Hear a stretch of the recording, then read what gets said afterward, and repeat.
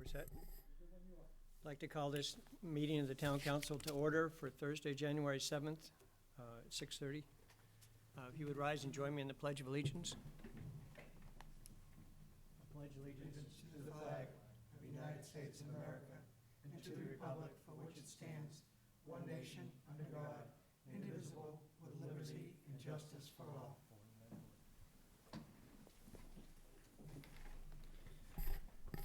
Thank you very much. I appreciate everybody being able to come out tonight. And trying to figure out. So we've modified the agenda slightly to talk about the special election coming up. So the first thing on our agenda is Merrimack Representative Vacancy Update. The Town Council to receive an update on the special election request to fill the vacancy brought on by the passing of Speaker of the House, Richard Dick Hench, who represented District 21, Town of Merrimack, pursuant to RSA 6581-82, RSA 655, and 661:11, and RSA 661:2. And I'll point out, thank you, that Lon Woods is excused tonight and will not be attending, so the rest of us are in attendance. Diane, do you want to start us off here and tell us what we need to know, or? Absolutely. Do you mind if I say something? Yeah, go ahead. Oh, what I wanted to say is I gave you guys all a copy of this, and I wanted to let you know that they have it too, that including the, what is it called, precept? The precept, yes, that was interesting. So Yeah. this afternoon, I received word from the Secretary of State's office that your request to the governor and council to hold a special election to fill the seat, the vacancy created sadly with the passing of Representative Hinch, was approved.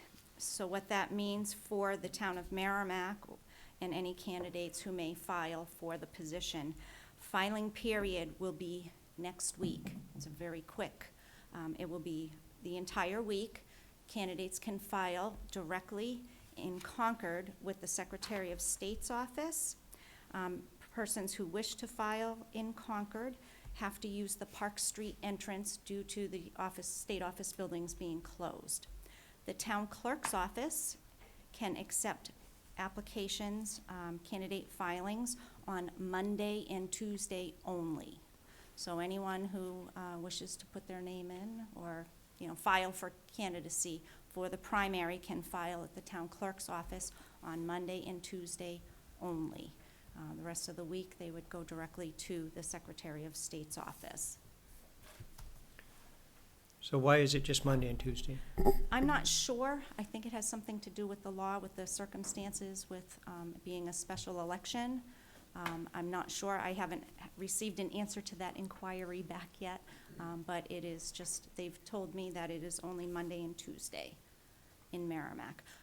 I do want to add that although the town clerk's window has been closed this week due to vacancies, we are expecting to be open regular hours beginning again next week.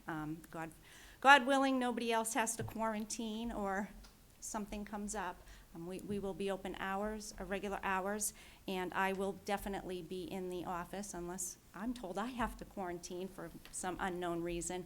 But we will, if we're closed, we will make arrangements for those in-person filings on Monday and Tuesday. So that will absolutely happen whether the window opens or not. So I want people to realize that. Okay. The primary election is scheduled for February 23rd, and the special election will coincide with our April 13th town meeting. So we'll actually be running 2 elections in April. We'll have the state ballot and the state primary election, and we'll hold our town elections at the same time. Okay. Finley, do you have questions? I did have a question. I actually had somebody call me today. He wanted to pay his property taxes in cash, and so he didn't know how he should do that. If he can hold, if he needs to come in tomorrow, if you can get me his contact information, Perfect. I can make an appointment with him. Okay. And meet with him. Excellent. Thank you. I will do that. Okay. Are there any other questions? So, Eileen? I just don't understand why doesn't, I've never heard of a filing period being open and us not only taking applications for a couple of days. Yeah. They did not give me any reason to that, and You I didn't haven't ask? received a response. Oh, you asked them and they didn't Yes, respond. Yes, yeah.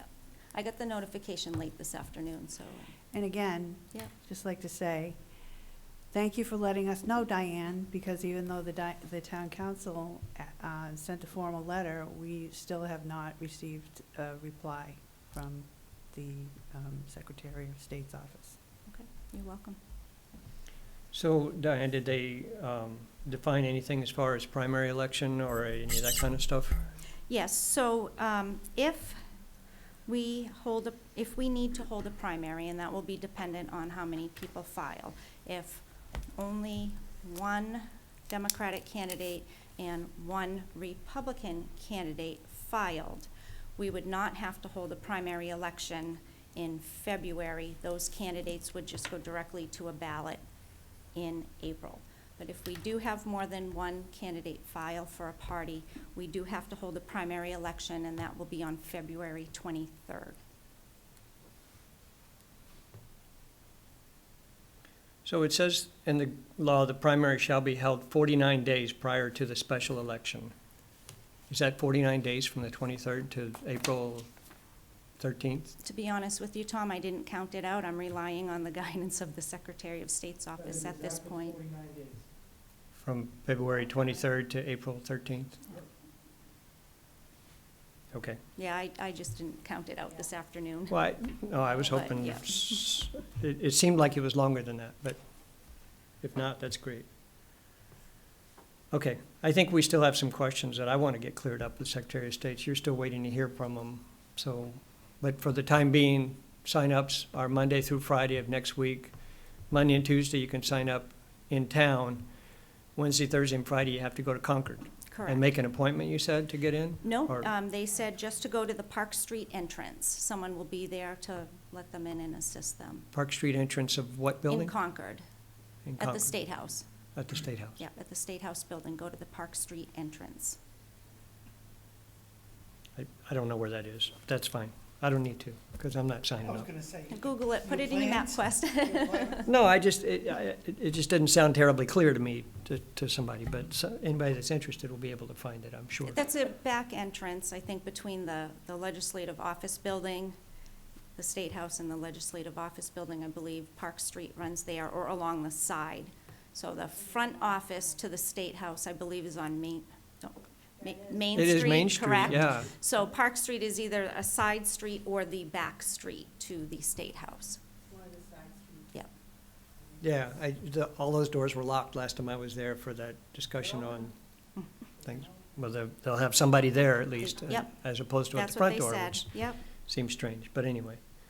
So if there's no other questions at this point, we'll move forward. I have a question. Since this is very last minute, by necessity, how are we going to let people know about this? You know, I mean, if they're not watching this particular meeting, do we do we put something in the paper? Is there a press release? Or is there some kind of, you know, can we put Of a it up requirement? on the board there? You know, on the, what do you call it? On the electric board that we have out here, but put that over by Watson Park or something, Right. and let people know, because, you know, obviously, not a lot of people watch budget meetings But I in the think, town of to be Merrimack. honest, for those people who have an inkling, they're keeping their ears open and they're finding out even before they leave. You know, that's the idea. Well, and I know the Merrimack Republican Town Committee and the Merrimack Democratic Town Committee have both been informed. So assuming they have some organization, I'm sure they're getting the word out. Well, we should probably do something on that. Bulletin boards for Comcast instead.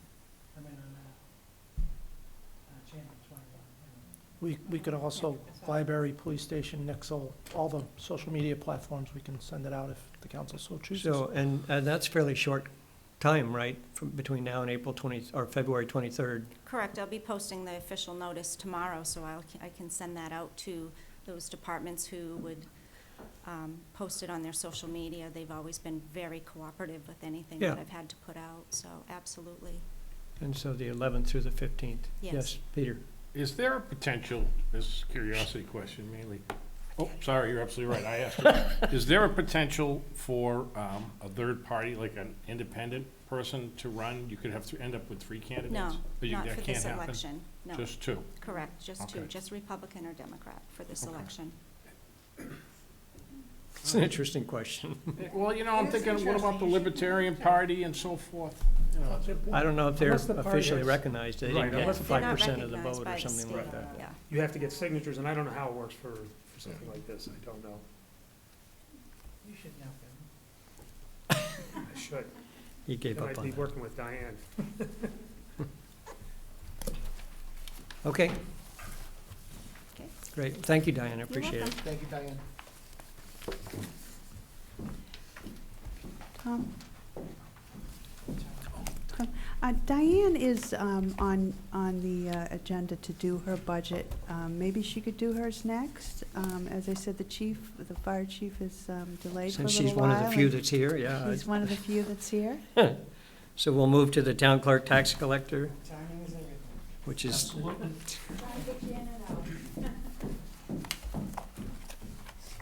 Thank you, I appreciate that. number 24. Paul? Thank you, Mr. Chair. I just want to reiterate a couple of things that you're going to be hearing probably throughout every town group department's discussion, is that 53rd week of payroll in all the budgets, an increase in retirement cost, NHRS. The cost is significant, and those are, if looking through the budget tonight and going over it, those are going to be some significant costs to each department. But I did want to reiterate that to everybody so that everybody understands that when we're talking about salary increases, majority of some of these non-union departments, the salary increases because of the 53rd week of payroll. Nancy? I just want to make a comment of, a compliment to, I think, Paul, or whoever did it. This year, at least in my memory, this is the first year we've had the organizational chart at the very top of each department. And I found that very helpful, Yes. because it really sets a framework. Looking at that, I have a couple of questions related to it, which is great, but I just want to thank you for doing that, and it's a great idea. I'd like to continue.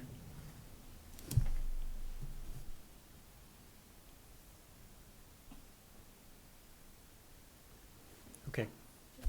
Eileen? I just wanted to make a comment. So I'm going to be here, but I'm going to have Paul do most of the answering of questions and things. I'm here for any backup, but if I'm not participating, I just wanted to let you know why.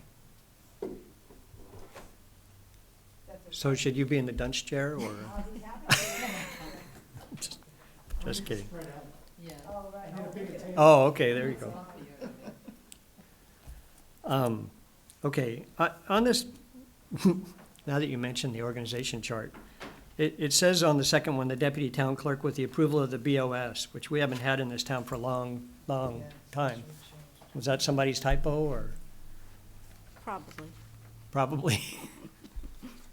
Most of the laws reference selectmen, so, yeah, it's just didn't get removed and updated.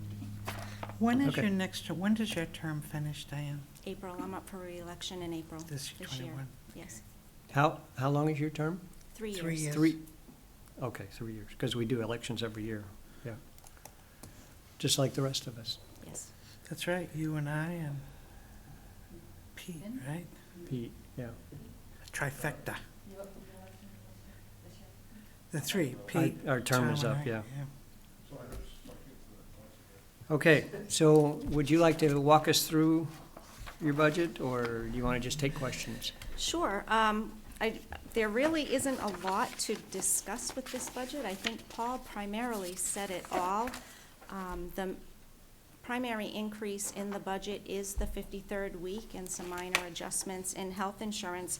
The only other change to the budget relates to our operating expense costs, and that's a slight increase for one of our software support vendors, and that's it in this budget as compared to prior years. I'm happy to take questions. Okay. So, If you Paul, have you them. pointed out that retirement went up. Does that explain a $9,000 increase in this particular budget? Which is a somewhat huge increase, from Yeah, 32 to 42? yeah, because for Group 1 employees, it went up over 25%. The increase for New Hampshire retirement for Group 1 employees and political subdivision went up 25.87%, from 11.17% to 14.06%. So it's a significant jump, a 3% increase. So it is, and that's what you'll see with the non-union people who have Group 1 employees. It's a significant increase compared to police and fire. Yeah, that is huge. Okay, which is the biggest change in your whole budget, so Absolutely. it kind of stands out there and makes you wonder what's going on. And you reduced wages part-time and moved that into wages clerical? Are you moving a part-time person to full-time, or? No, we used to have, I'm not sure why that line's still in the budget. A few years ago, we used to have 2 part-time positions. The council met our request to reclassify one of One them to as a full-time full-time. position.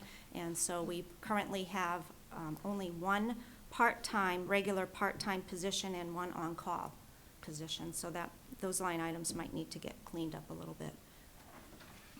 Okay, but the one went down 4,000 this year, and the other one went up 4,000 or something like that, so. We had temporary part-time wages in the budget for the election cycles last year. Not anticipating COVID, but anticipating a normal Yeah, election cycle. multi-year Yes, so cycle, we yeah, did put some money in the budget. You are correct with that. We had some money in the budget for help with the presidential election. $320? Hours. Hours, 320 hours. Okay, Yes. sorry. I was, About $5,040. I think if you had the electronic version, it actually shows you right there in the cell. I do, thank you, Finley. Mr. Tech. Far from. Well, with this, though, There we go. Thanks, bud. Are there any other questions? Nancy? not a question, but I want to take this opportunity to thank you again for the smooth running of the elections.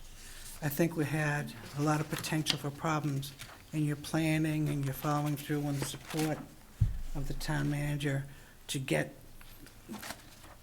approve whatever you needed is what made it so. It was a So- collaborative effort by a Yep. lot of people A lot that of made people. it successful. I agree.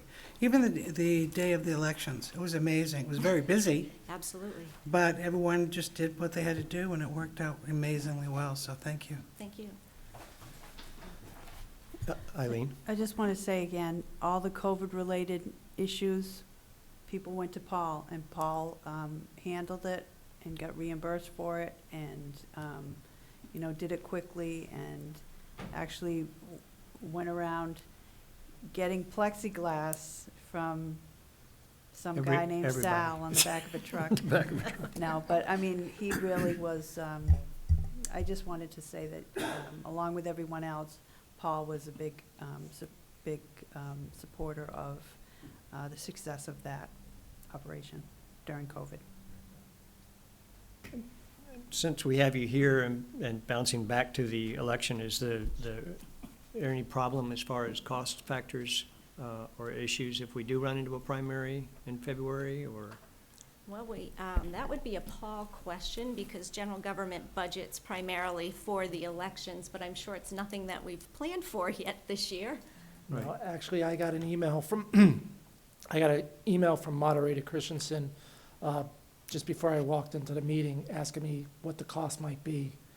And I told her I'd get back to her tomorrow on that. We're gonna look at some years that we only had one election and figure it out. We're still gonna have the overhead cost of 3 polling places, potentially, the moderator, the staff, things of that sort, the food, and, you know, paying for custodians for special cleaning afterwards, because we're still in COVID. So we're working on trying to figure those out. And just so the council is aware, we do have a sneak preview. Lynn's gonna be coming in next week to discuss all this with the council as well. Okay, great. Peter? Since we touched on it, I'm just kind of curious, Diane, it seems to be the hot topic, but during the election, we had, what, 18,000 voters? Yep. Yep, for the presidential. Was there did Merrimack have any cases of voter fraud or anything that had to be investigated? I'm not aware of any. I haven't been made aware of any Okay. in Merrimack, no. All right, thanks. You're welcome. Okay. Great, thank you very much. Thank you. And I appreciate the relatively level funding of what you can control. Yep, as much as we can. Thank you so much, and thanks for letting me go early.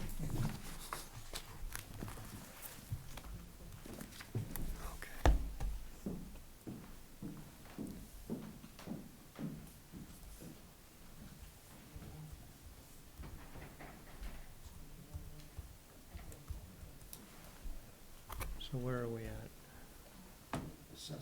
Going back to the beginning of the thing, to assessing? Who's presenting assessing? You are. Yes. You get all the finance stuff or what? Yeah, I get all the fun stuff. All the fun stuff? Okay, hold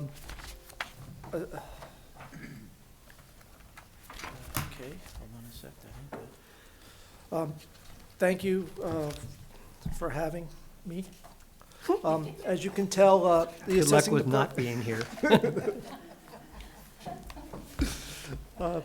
As you can tell through the org chart there, the finance director is in charge of the assessing department. I work in conjunction with the contract assessor. Basically, the contract assessor handles the town council's portion of evaluating the property and making sure that it's done in a proper basis and through state laws. Then we have an administrative assessor, an assistant assessor, and then an assessing coordinator. The assistant assessor is basically the person who goes out there and measures and lists all the new properties, all the new construction, and works in conjunction with the contract assessors to make sure the values and that the properties are picked up for all the building permits and of like. The budget, for the most part, is flatlined, like we've talked about. The 53rd week of payroll is the increase in payroll.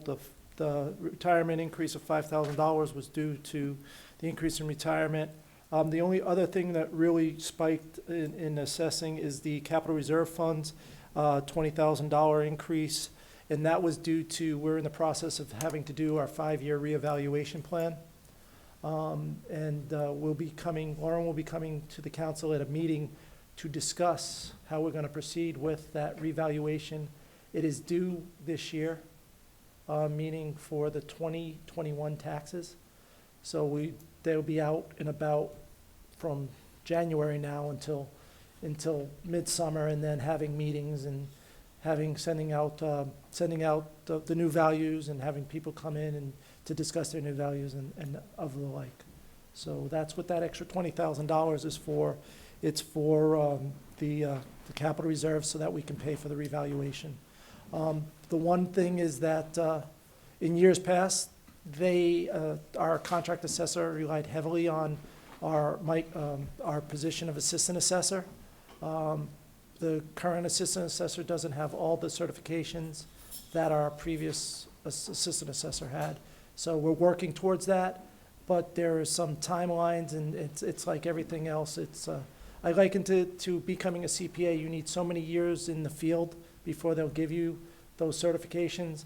This gentleman needs to get those years of service underneath his belt before he can get those.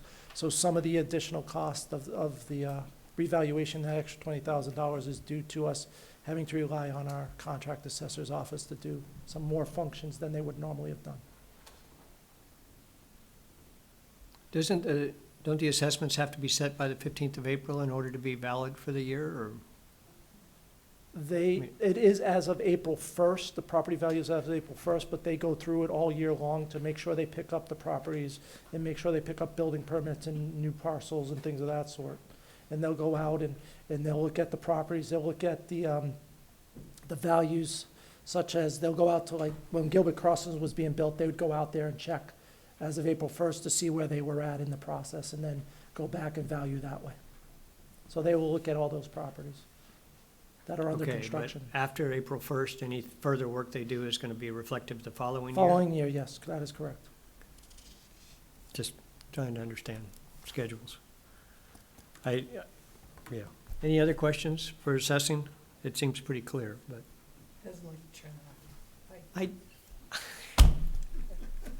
It is true. he I doesn't turn spend left. 90% of tonight looking this way. So I believe the projected expenditure for the reevaluation is going to be $100,000. Yeah, around 97 to 100. Now, where would that be presented in the budget? Because it That- wouldn't be expenditure, right? No, it's coming out of the not. capital reserve, so. Yeah, it would come out of the capital reserves, and as you Well, that's know, why I'm asking. DRA last year said that since the council's agents to expend, they would not like to see the expenditures from capital reserves in the budget. However, towards the end That's of different, this, that's right. not tonight, but before we wrap everything up, I have a list of capital expenditures that we're planning on doing from capital reserves to show the town council to come up with a number so that we're as transparent as possible. Yeah, And we're not trying that to was hide my anything. next question, so you're ahead of me. So how much do we have in the capital reserve? Do we have enough money to cover the 100,000? With this $20,000, we'll have enough We will. money to cover. Excellent, thank you. So the 100,000 will be in a separate the expenditure? It would be in that List. list that I showed you. Okay, thank you. Now I can look to the right. Any other questions? Barbara? Think of driving a car. No? Look left, right. No? Finley? Nope. Okay. Nicholas is here too, so just because he's not he's out back, when he's ready to go, he's ready to give his presentation tonight as well, Okay. on his budget. Well, so we've done assessing and town clerk. We would come to media next. If we go by the schedule. Now I have to go find media. Oh, here they are.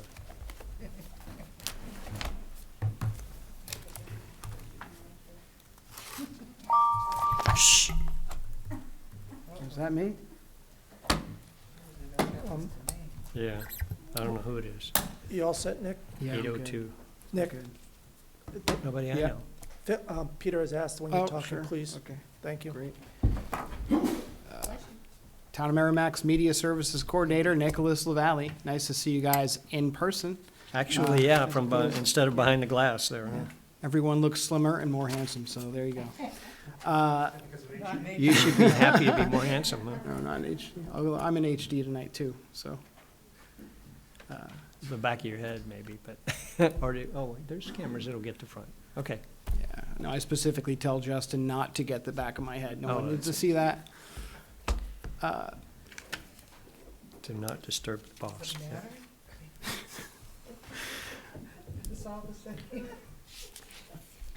I think most of us here are sporting the same look these days, so. I was just going to say, be gentle, kind sir. So the media, the last 9 months have been challenging, and my staff, Justin and Colin, have worked extremely hard. I'm super proud of all the accomplishments they've made in a very short amount of time. We've put in a lot of extra hours this year, just the past 9 months. Myself, I'm close to averaging about 50 hours a week, and Justin's also picked up some overtime hours. But more importantly, both Justin and Colin are so quick to be flexible with their schedule to meet the needs of the community, they've also kind of inspired me the past 9 months as well, in terms of ideas on how the media division has a new sense of purpose now. And I think a lot of the things that we've done in the past 9 months are going to be the expectations of tomorrow. Even though we are meeting in person tonight and some committees choose to meet in person, there's still other committees that choose to meet virtually, and we think that's responsible and a good thing. And then there's other folks who have asked to include a virtual aspect to in-person meetings. So we're constantly evolving, and we have kind of a new identity at Merrimack TV, and to us, it's been kind of exciting, and it's odd to say that we're thriving during the pandemic, but it's really kind of an in-demand resource, and we're very proud of those changes that we've made, and we want to continue them in the future. And that's what this budget largely reflects. Unfortunately, most of it is still relatively the same, but we sort of shifted around a lot of different line items in our CIP and pushed things forward because there are things that we didn't expect would need improving until a few years down the line, but they need improving now. Right now. In fact, there's things that that we have in this year's budget to address some issues in the Memorial Conference Room next door, but we're also hoping that maybe in this current budget we can also take care of some of the needs that need to be met in this room here. But with that said, the largest expense we have on our office equipment is upgrades to the Matthew Thornton room in here. It's not so much adding additional cameras. We have great cameras in here. We have a fantastic switcher that actually, thankfully, we purchased a couple years ago because that's enabled us to live stream and do some of the things that kind of saved us, especially early on in the pandemic. But we definitely need to do a lot of maintenance in this room here in terms of rewiring the room. There's things that you don't quite see. It's in the ceiling, it's in the walls, it's run underneath the floor. A lot of those things need to be addressed. And additionally, you'll see next week, I believe it's next week, there's going to be a presentation to have someone present here virtually. And Justin and I came up with a quick solution to make that happen, but it's not really a long-term solution. So it'll be good practice and a good point of reference to do that next week. But if it's something we're going to continue doing, then it's going to be part of those upgrades that is presented in this budget tonight. Aside from that, as far as equipment goes, we're looking to replace staff hardware, largely our laptops. Our laptops are about 7 years old, and we don't just use laptops for budgeting or office and email. We use laptops that are part of our productions, and oftentimes, especially with the virtual meeting coverage, we've kind of had to play musical chairs with the laptops. If we're hosting a virtual meeting, as you guys saw early on in the pandemic, one of us is adminning the virtual room, and the other one is using their laptop to push the channel to the channels and to stream online. And we also use these laptops to edit video and a lot of the other community projects that you've seen us perform throughout the town. So we're looking to update those. And our laptops are 7 years old. They definitely need to be replaced, especially for what we use them for. We may be able to find additional uses for these laptops, especially with folks who aren't so tech savvy or don't have laptops. If they serve on a volunteer board or committee, maybe we can loan them a laptop so they can access meetings and things like that. And aside from that, we always have a line item in the budget for any sort of replacement or sort of emergency situation that may arise. So that's essentially the budget that's before you, and I'd be happy to answer any questions. Peter? Nick, thanks. I think last year I asked you about the memorial room. Being part of the Conservation Commission, I know that the projector system doesn't interface with the actual video broadcast Right. of the meeting. And I think that's important because, I mean, it's old school in many ways, where we have people that come in to show us plans for their projects coming in and for us to view, and they're on easels and poster boards. Right. Is that part of the improvement then? Are we gonna be able to interface so that That's- when people bring in presentations? Yeah, that's actually part of the budget that we're currently in for this year. It's a lot of upgrades to the memorial room. And we've actually already made some of those changes in that room. If you've been in there recently, you'll see that we no longer have the screen in there. We have a monitor or a TV mounted to the television. And then also we had cables installed to the center of the room, so you'd be able to plug in your HDMI input from there. The one thing we do have to add that we just haven't yet is bringing cable from that point of contact back to the control room there, but that's going to be addressed in this current budget. Great, thank you. Bill? Thank you, Mr. Chairman. Nick, thank you to you and Justin and Colin. Like you said, a lot of work that you've done this year, so thank you.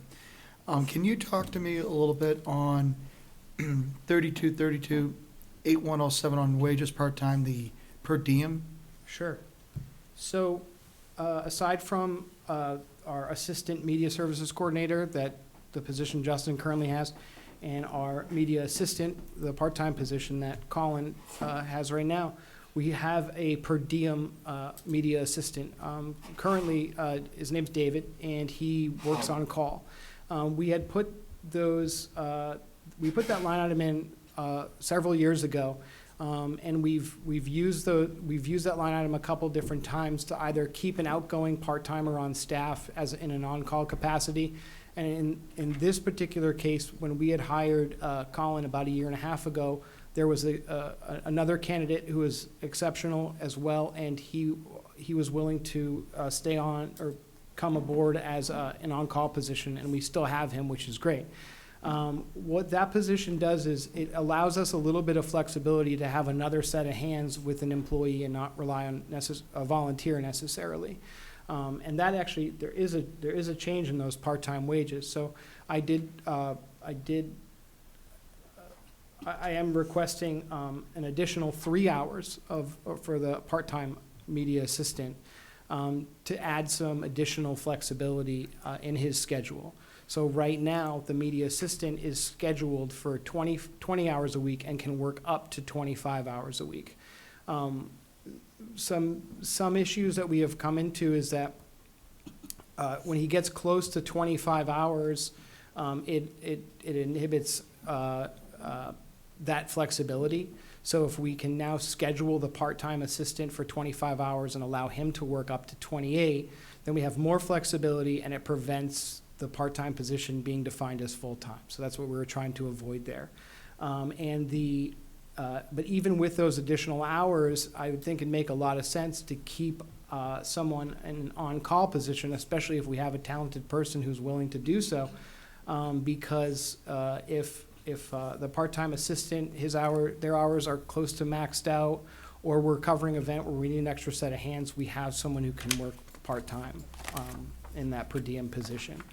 And from what I understand, we could actually hire other per diem employees as well, as long as we're not overspending on that particular line item. But we've never had to do that. Okay, thanks. I appreciate the follow-up, Mr. Chairman. Sure. Thank you. The one last question regarding Comcast. I know probably not going to impact us. I'm just looking for a little clarity, maybe educate some of the people that are watching this tonight. I know that Comcast had talked about, as it relates to internet usage, assessing a fee or capping the number of gigabytes or the amount of data that they're actually using and charging. Are we going to be impacted by that potentially based on our usage here in town? Has anybody in the community reached out to you complaining? I'm just kind of curious to know if you've got any feedback on that. Yeah, that's a great question. Thank So you. I did receive one call this week relative to Comcast internet service, and I'm well aware of Comcast and what their practices is going to be moving forward here in town. But I just want to reiterate the thing that I always do, and Bill kind of stated at the beginning of his statement, is that our cable franchise agreement is just relative to cable TV services. Unfortunately, the town or the state regulates Comcast internet practices. So Comcast, it's been in the news, and they've done this in other states, but now they're going to be doing it in New Hampshire. They will start, there's a data cap for your internet usage. So you'll retain the same price that you're paying for internet, but if you were to go over, I think it's 1.2 terabytes of data, you'll be charged a fee, and I believe the maximum fee they'll charge you above is, I think it's $100. I don't know necessarily how the town will be impacted. We do have business class data. That's something I'm gonna have to look into. I think the business class data may be under a different qualification. I think it's more so about residential use, but I'll have to double check that and I can get back to you. But I'd urge any Merrimack resident to take a look at how much data usage they are presently using in their household. I know as Merrimack, or as a Comcast subscriber in the city that I live in, I checked my data usage. I stream a lot of content, I game, and do a lot of things on the internet at my house. And I stayed under 600 gigs. So, but it's still, if I had more people in my house, if I had, a partner and children who were surfing the web, streaming and gaming and stuff, then it could probably add up pretty quick.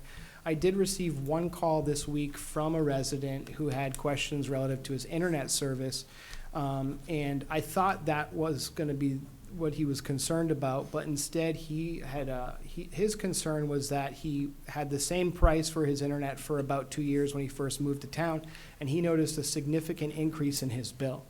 And I told him, and I'd give this advice to anyone who subscribes to Comcast, call them up. And as frustrating as it may seem, usually you're kind of roped into a promotional bill, and then once that promotional bill is expired, they just bump up the cost of your internet or cable. And if you just don't make a note of it or call them before they do it, then they can kind of get away with it. So I'd urge everyone to kind of keep track of that and don't hesitate to call Comcast and see if you could change your plan. And the conversation I had with this resident was very positive. He called back afterward, thanked me, and they did lower his bill.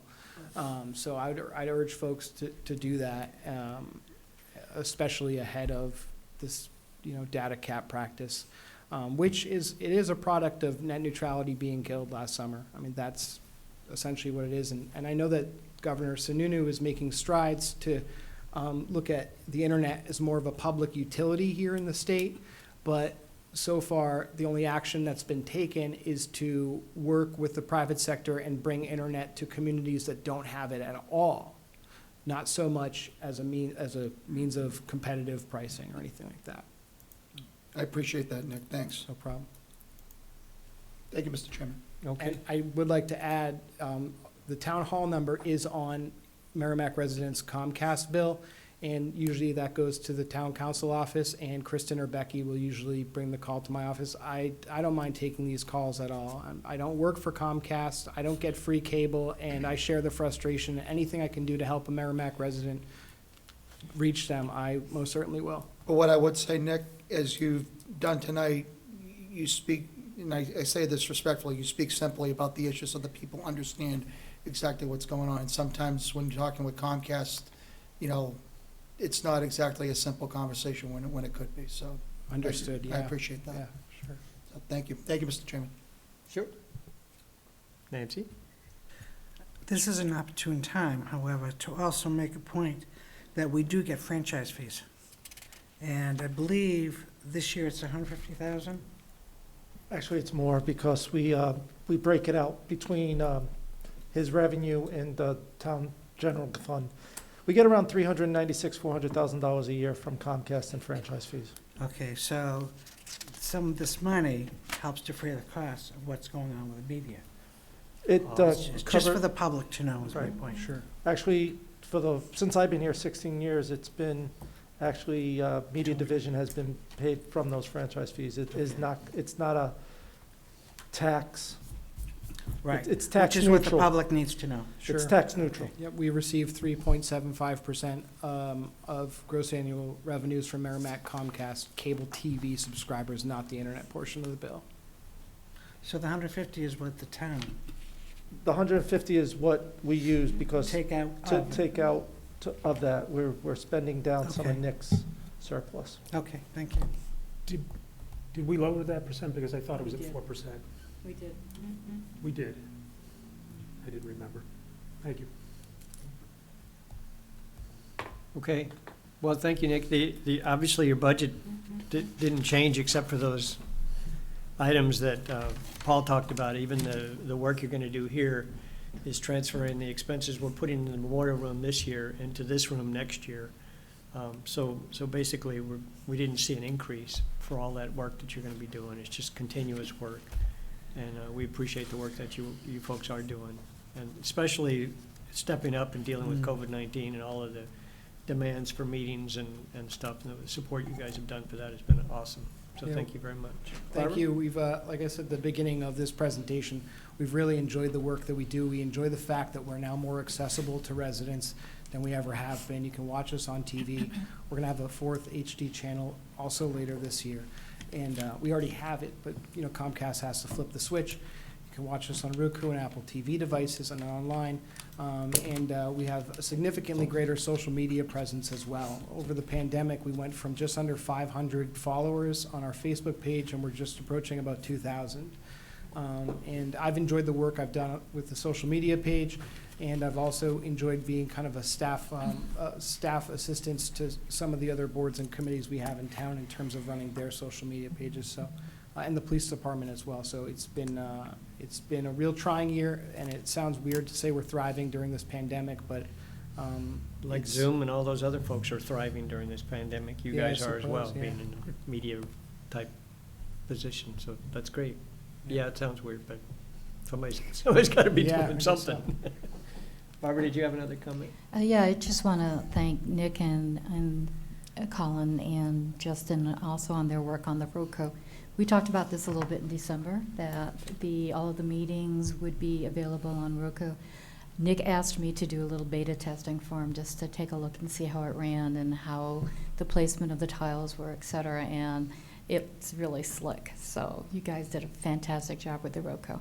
And I think as more and more people get used to going there to look for it, they're going to find that a lot of the issues that we experience when we're looking at it on Comcast TV, on Channel 2021, and the other one, that a lot of those different issues goes away when they're looking at it in Roku. So, Roku. Yeah.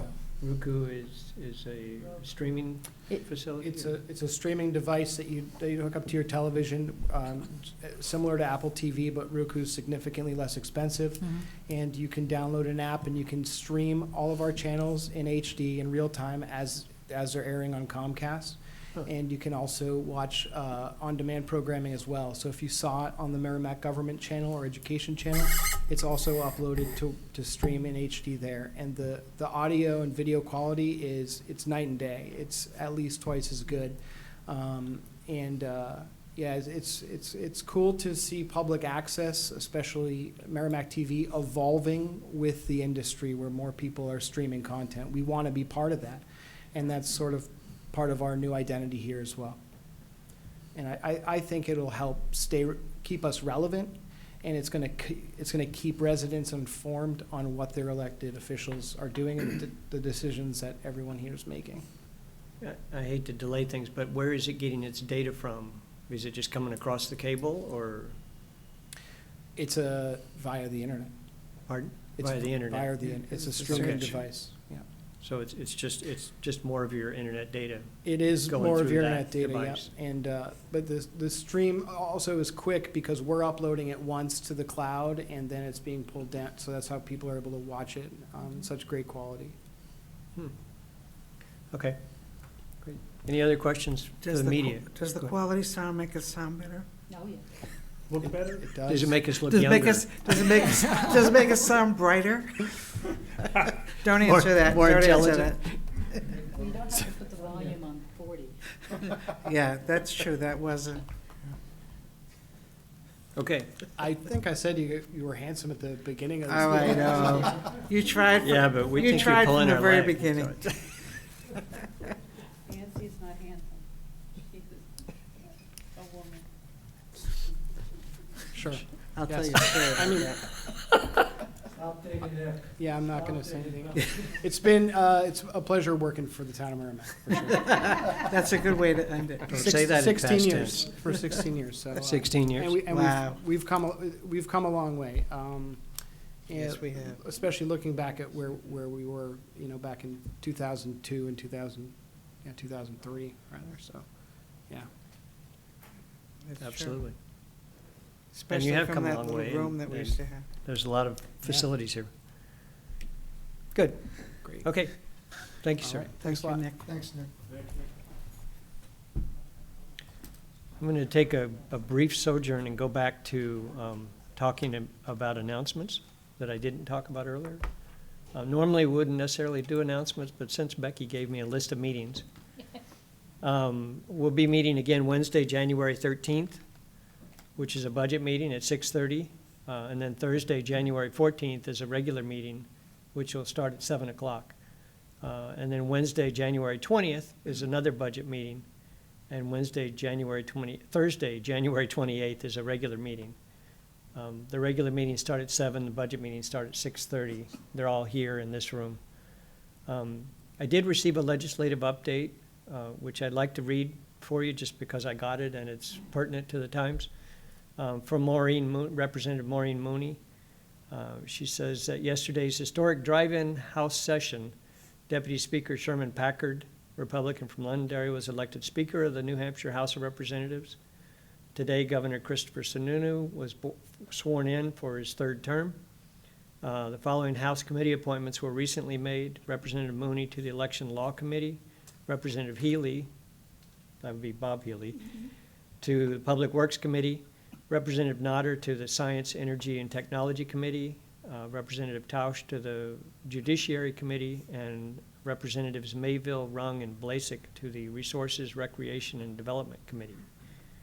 The newly sworn-in Executive Council met today, we already heard about all this, and took up the Merrimack Town Council letter requesting a special election. So she just reiterates the information we talked about earlier. It says, thank you for all you do to all of us here. From Representative Maureen Mooney. Just one while we're on it. Sure. Today, literally, is the 50th anniversary of the establishment of the Rotary Club of Merrimack. They were literally chartered in January 7th, 1971. So, happy anniversary. Job well done. Yeah, that's awesome. In fact, we have them on our agenda next week. Yep. We'll have to remember to say To- happy well, anniversary. The agenda item is a resolution to say happy anniversary. But today's the actual date, so, Yeah, they were, yeah. great. I didn't hear about it till about a week or so ago, and so we put it on the agenda, but he thought any time in January it would be awesome. Great. Okay, so back to our regularly scheduled program, which brings us to the fire department. Seeing Paul. Well, come on up, Matt. Come on, Chief. I just wanted to bring to the council's attention, we do have an open date, a snow date for the 21st of January. And if it pleases the council, I think we would like to discuss the hiring of the 4 firefighters at that time, because I'm sure there'll be a lot of discussion with those positions. And I think if we do it at a separate meeting on the 21st, and that is an open date for the town council, so we'd like to, if it pleases the council, we'd like to discuss that at that time. Have a special meeting to discuss in addition. The addition of 4 Fire department. firefighters, kind of like what we did last year when we talked about the grant and other, the overtime and things of that sort, so, Okay. Assuming we don't get stuck with snow date requirements, that's, yeah. So, that's a good idea. Did you want to introduce the fire department budget for us, or? yes, I can introduce it real quick. The chief is here to discuss it, all the questions. We are in the process of hiring a second assistant chief for emergency management and operations. I believe that will happen in the next day or so. With that, so then the chief will have his command staff fully fill all his positions in his command staff will be filled starting by the end of the month. I think we're still waiting on, Can we announce that yet? I sent them out today. Paperwork's been signed? you haven't signed it yet. It's at your desk. I don't have it. I don't think it's made it to your desk because it came up late this afternoon. Oh, okay. Okay. The budget is pretty straightforward, like we talked about. In this, because they do have two unions that are in the fire department, the wage increases are not only the 53rd week, but contracted wages of a 2% increase. So that's one thing I forgot to mention with the other departments is that there was no non-union, sorry, Peter, there was no non-union wage increase presented in the budget that was brought forward for non-union, but in the budget for the fire department right now, because they do have two unions, there is a 2% pay increase. That is included in the increase in salary dollars. There are some other miscellaneous, like I said, their retirement costs did go up, but not as significant as the Group 1 employees. They are still significant. They're over 30% for a firefighter. It's a contribution of the town. And then the other major thing is the maintenance of vehicles, maintenance of vehicles. That we decreased that because, as you are aware, we bought 2 brand-new fire trucks with warranties, so that if something happens to those trucks, we plan on placing a call and having them fixed underneath warranty. So that's why we were able to drop $20,000 out of the maintenance line budget. Chief, you want to, oh, and the last thing, sorry, not to steal all his thunder, but during those presentations when the council did so generously approve those 2 fire trucks, we also talked about increasing capital reserve funds for $75,000 to keep the equipment and the vehicles and going forward, and that's also noted in this budget as a $75,000 increase. And those were the only 2 increases to capital reserve fund funding throughout this whole budget, was to the fire department and to the assessing department. With that, thank you. Paul kind of covered the payroll and mandated changes. He alluded to the 4 personnel that we're seriously looking to add this year, and we're very excited about the prospect of doing that. With an eye to that and the cost associated with that, the other changes that we made were very minimal. We added some money here and there for essentially housekeeping type of things, increased costs for maintenance or certifications in different areas. There really was very minimal increases anywhere else. I don't really have a great deal to to go ta-da about, but I'll certainly entertain questions about any particular area that we either did or didn't change. Do you have any issues that you want to bring up relative to what you asked for and the town manager's proposed, or? in No, those not lines? under, nothing that, no. Okay. Did you have questions, or are you pointing me to the other direction? Yeah, no, I have a question. Do you have any open positions? I know you proposed Nancy? one. Is that on? Sorry. I know that you have a memo you've already sent about empty, but are there any other openings? And we're not talking about the proposed positions, but any presently open Unfilled. positions, unfilled? The only unfilled position we have within the department is our part-time fire inspector, who resigned about a week ago. She took a great position in another community. It was a good opportunity for her, and we've already solicited applications for that and are in the process of reviewing those to fill it. So that's the only opening we have. Okay.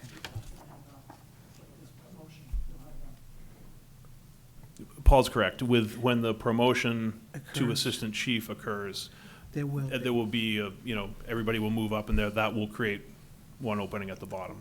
Gotcha. Okay, that's all. Thank you. Peter?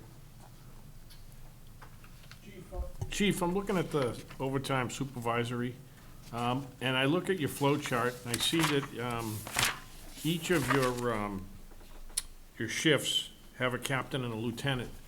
If a captain or a lieutenant, one or the other, goes out sick, do we fill the captain even though the lieutenant's working? So under our current operational plan, we run with two officers, two supervisors at all times. Either, under normal circumstances, it's one captain and one lieutenant. The captain's the shift commander, the lieutenant runs Station 2 and Engine 2 at the south end. Because of the way we operate, we do run two supervisors at all times. So if one of them were to take a vacation day or be out sick, we would fill that position with either a captain or a lieutenant. Okay, and that's because they're in two different places. That's correct. They're in two different places, and they very frequently operate it fully independently of one another, so we feel it's critical to have a supervisor on both units. Okay, thank you. Welcome. It's a good point that's easy to overlook, isn't it? That they're in two different locations.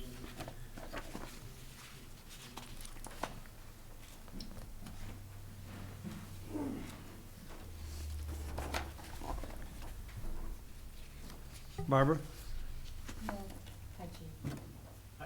I have a couple of line items for you where I'm seeing increases, and I'm just wondering if you could help us understand what those are.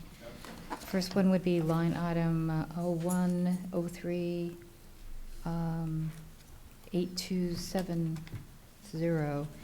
Has to do with dues, and it's an increase of $1,300 approximately. Yep, so what I did there, I found that National Fire Protection Association dues and fees were split into two separate areas in the budget previously. I took them out of, I apologize, I don't recall the line they were in before, but I took them out of that and moved them together just for clarity. Okay. And for line item going maintenance buildings and grounds, it's 0103 8321. There's an increase of 3225. Again, what I did there is under maintenance supplies, I believe, there was money that was designated for buildings and grounds type things, but it was under supplies as opposed to maintenance buildings and grounds. So I put those together. I took it out of one spot and put it in another, again, just for some simplicity and clarity. Okay, so it sounds like you've been cleaning up the cost centers a little bit. I tried to, we tried to streamline things and kind of pull things together. And looks like it makes better sense long term. I hope so. So getting down to office equipment, the 0103 8504, an increase of 4,000. Is that just another cleanup of a cost center? 8504, did you say? Yeah. Office equipment. Oh, so what we put in there, and Paul may want to weigh in here regarding the Power DMS software, Paul? Yeah, so both police and fire have several standard operating policies throughout their department. And we looked into software that would be able to track those operation policies, and because of accreditations and things of that sort, training on those, that employees have read them, and they actually read them all the way through and are trained. This software will keep a track of all our operation policies for both divisions, police and fire, and will keep track of the certifications and when people look at them. If they need to review, for instance, they need to review confined space, it will pop up saying XYZ needs to go review the SOP on confined space. It will send a reminder out to the employee. The employee then has time to go and review the most up-to-date policy. The reason why we went with a software vendor is because a lot of these things were kept on Word or kept on somebody's desktop, and they would pull them down and put them on their desktop. They weren't getting sometimes the latest changes to some of these policies. So with this, they'll all be looking at the same policies through both departments, and it was $8,000. The company's actually giving us 5 months free to go along and to get it, but that's what it costs. So this was the HR software you talked about last year that would be shared between police and fire. Yeah, but it's not so much a human resource software package as the sound of human resources. It helps in the process of certifications and making sure they understand the SOPs. And so the cost for the actual application is split between the two departments? That is correct. That's right. $4,000 a piece. that was the part I was going to defer to him for, but he did a fantastic job of explaining what the software does as well, so thanks. Yeah, that essentially is what it does. It's a document management software that just helps us track all of our documents and ensure that only the most current copy is available for people to either view or print. And as he also said, it tracks training.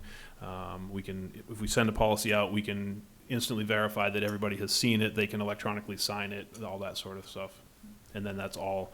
From the police department side, what attracted Chief LeVake to it, one of the things, I'll let him talk about it later, but it meets their accreditation requirements. It's one of the few, if not the only one, that meets their accreditation requirements. So that's why we went with that one.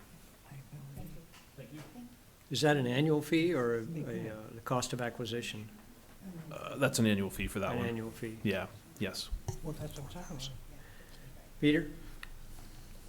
Chief, I'm looking at line 8359, other outside services, and it says annual promotional testing for lieutenant captain. If those positions are already filled, and if I'm reading it, why are we doing an annual testing? So our belief is it's important to keep a current promotional list for lieutenant and/or captain, so that when we have an opening, we have candidates available to fill it. It ensures that everybody gets, or all of the people who are eligible get the opportunity. If we have a longer list, say if we were to run a 2 or 3 year list, that locks out a lot of people just on the timeline. By running an annual test, we keep the list current, and in the event of an opening, as will be happening shortly, we'll have somebody to put into it. But you do this every year then? Typically, well, we have not been, and we have not been happy with how that's turned out for us. Somebody retires, we don't have a valid list, we have to run a test, we have to get, we have to run, say our captain were to retire, we have to run a captain's process, a lieutenant's process, we have to hire somebody at the bottom. There's a lot of stuff that has to happen in a short amount of time. If we keep a valid list all the time, we have somebody to put into that, any opening as it may occur. Okay. And one other question, Chief, and I'm looking at, what was it here? I saw the cost of one defibrillator for $4,000. Yeah. It's Zoll cardiac monitor defibrillator. That's not an AED. Is that something more? It's a. I'm sorry, which It's section sorry. you're in? I'm It's sorry. 8336 maintenance other. Oops, went the wrong way.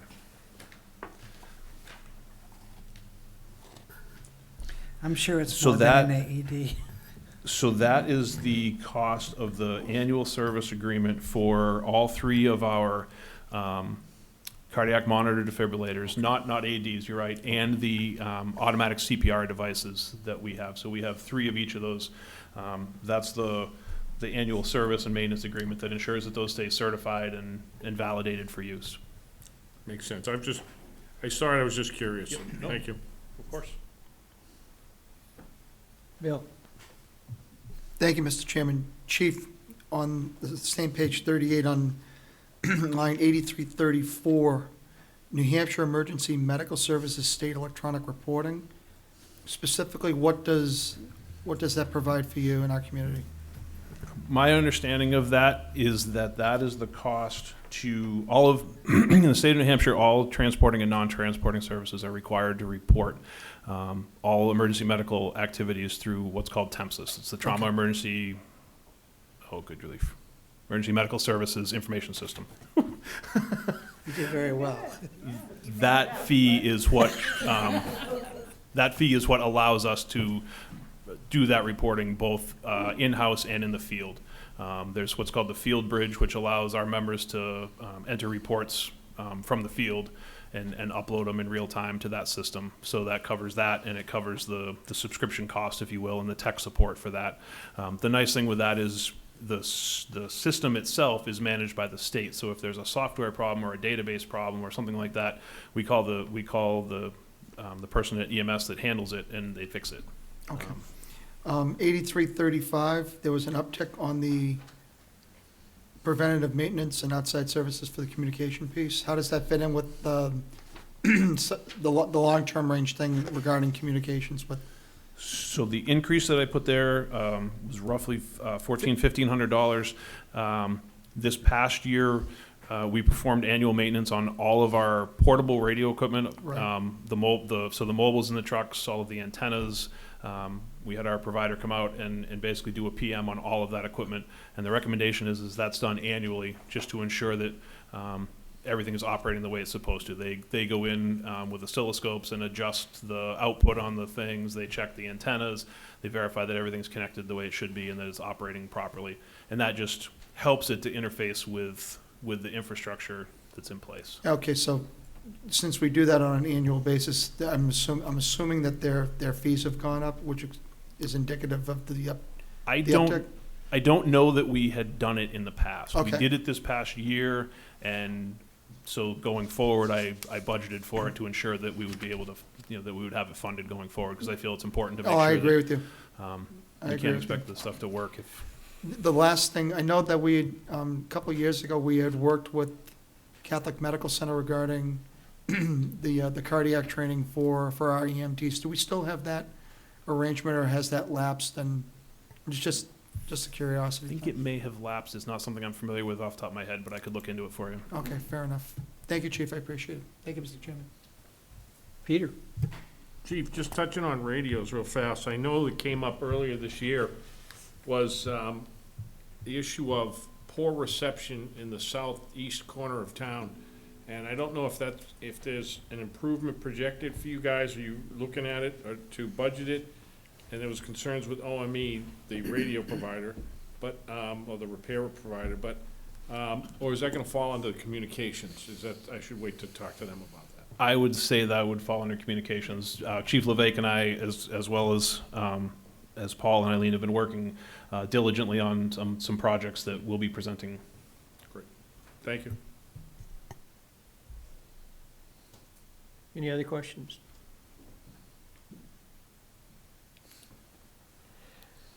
Okay. I think that covers fire. Thank you very much. We'll Thank have a- you. we'll For your have a first further time as a discussion. chief, I was that just wasn't gonna too say bad. that. Just gonna Well, say that. Don't talk too fast, because Paul wanted to have a special meeting later on to Oh, that's true. I'm gotta just talking come about back, tonight. remember? The pressure's really on more them. things with respect to fire. Oh, code, you're not, I see, a little premature. There's less pages in that one, though. Oh, okay. True.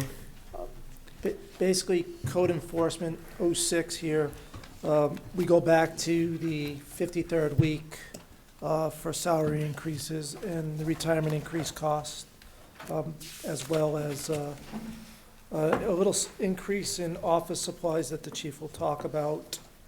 And that's really, the majority of the increases are in personal service cost increases with the 53rd week and the retirement cost. Yeah, basically, there was a fairly substantial increase in office supplies, and the most of that is to cover the updated building and health code books that the state and thus the town recently adopted updated versions of the code, which requires that we procure updated copies of the code, and they're expensive. The code people, that's how they make their money, by selling the books. So that's the big chunk there. There was some increases in vehicle fuel. We, as you know, we transitioned our health officer from part-time to full-time last year, so we have 3 full-time inspection-type folks in the building and health department on the road on a full-time capacity, so we bumped fuel up a little bit. Similarly, vehicle maintenance, we bumped that up just a little bit just to account for, again, 3 vehicles on the road in a full-time position.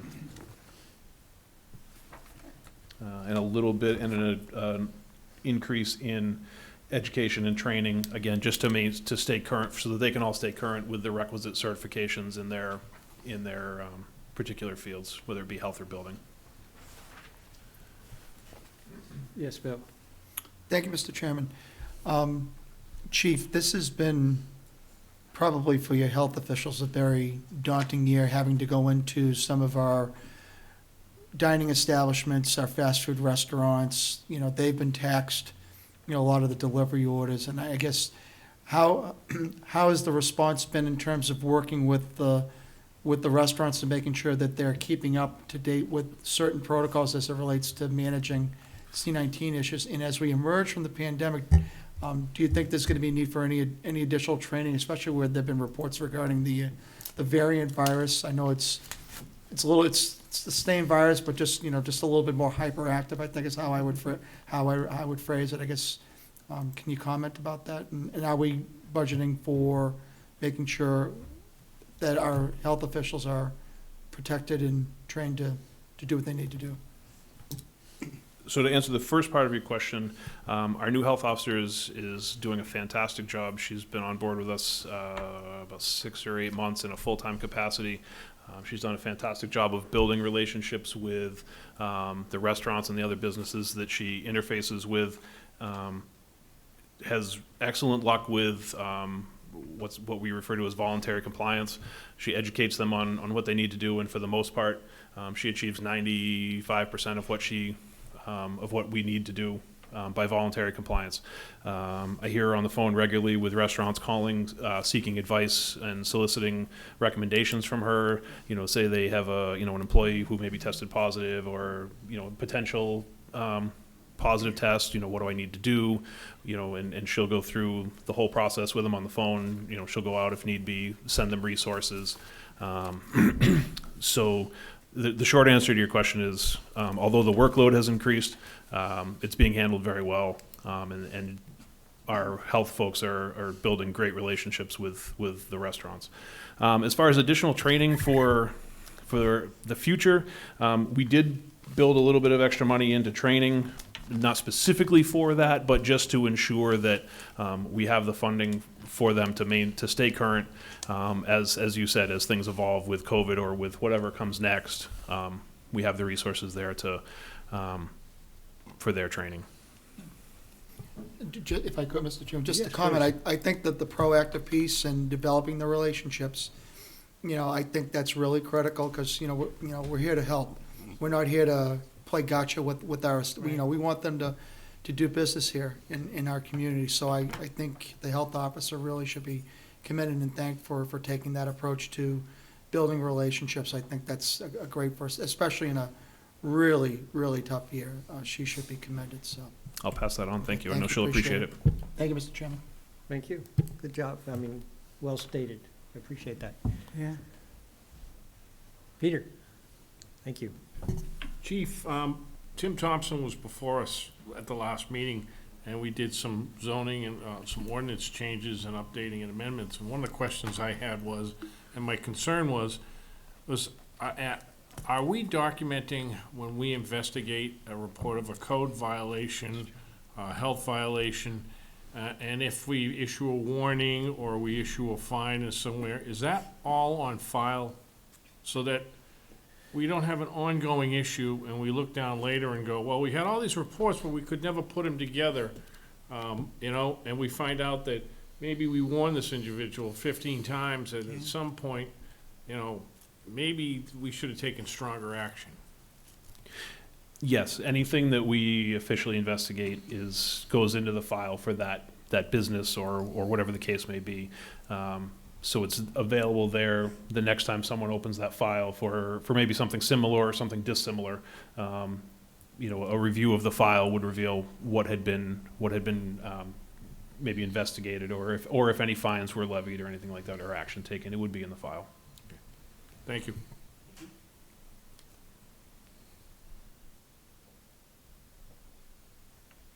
Okay.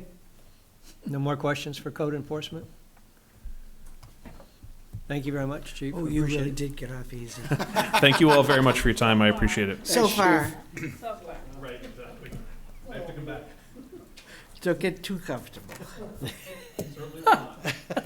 Yeah, the 21st, we'll see. This is for general government regarding the wages. Thank you, Chief. Thank you. Have a good week. Thank you as well. Thank you. Happy New Year, by the way. Thanks, Chief. Thank you. You as well.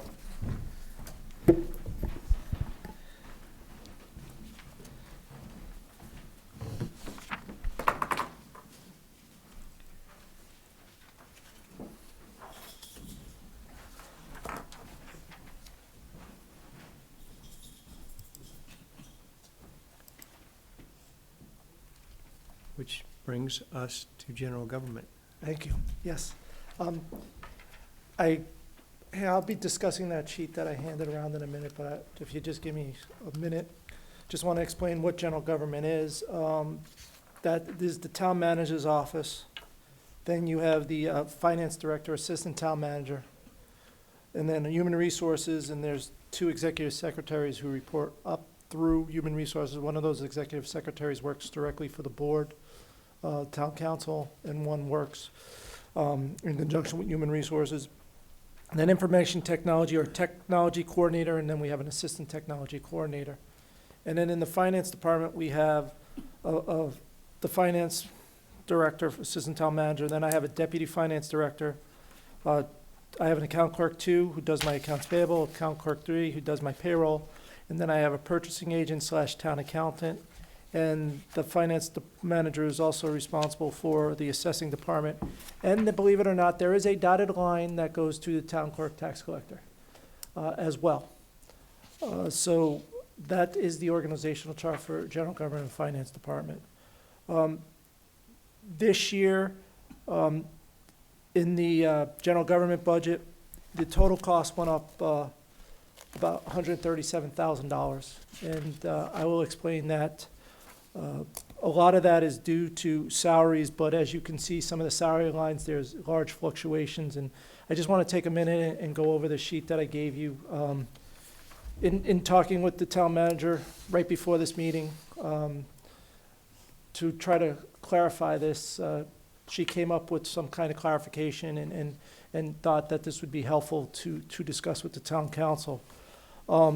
There was a shift in one of the positions from the technology coordinator from our wages 8104 to 8103.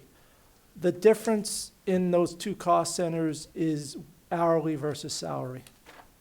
So the 8104 is the hourly employee. The prior, who just retired, technology coordinator was an hourly employee who was earning overtime.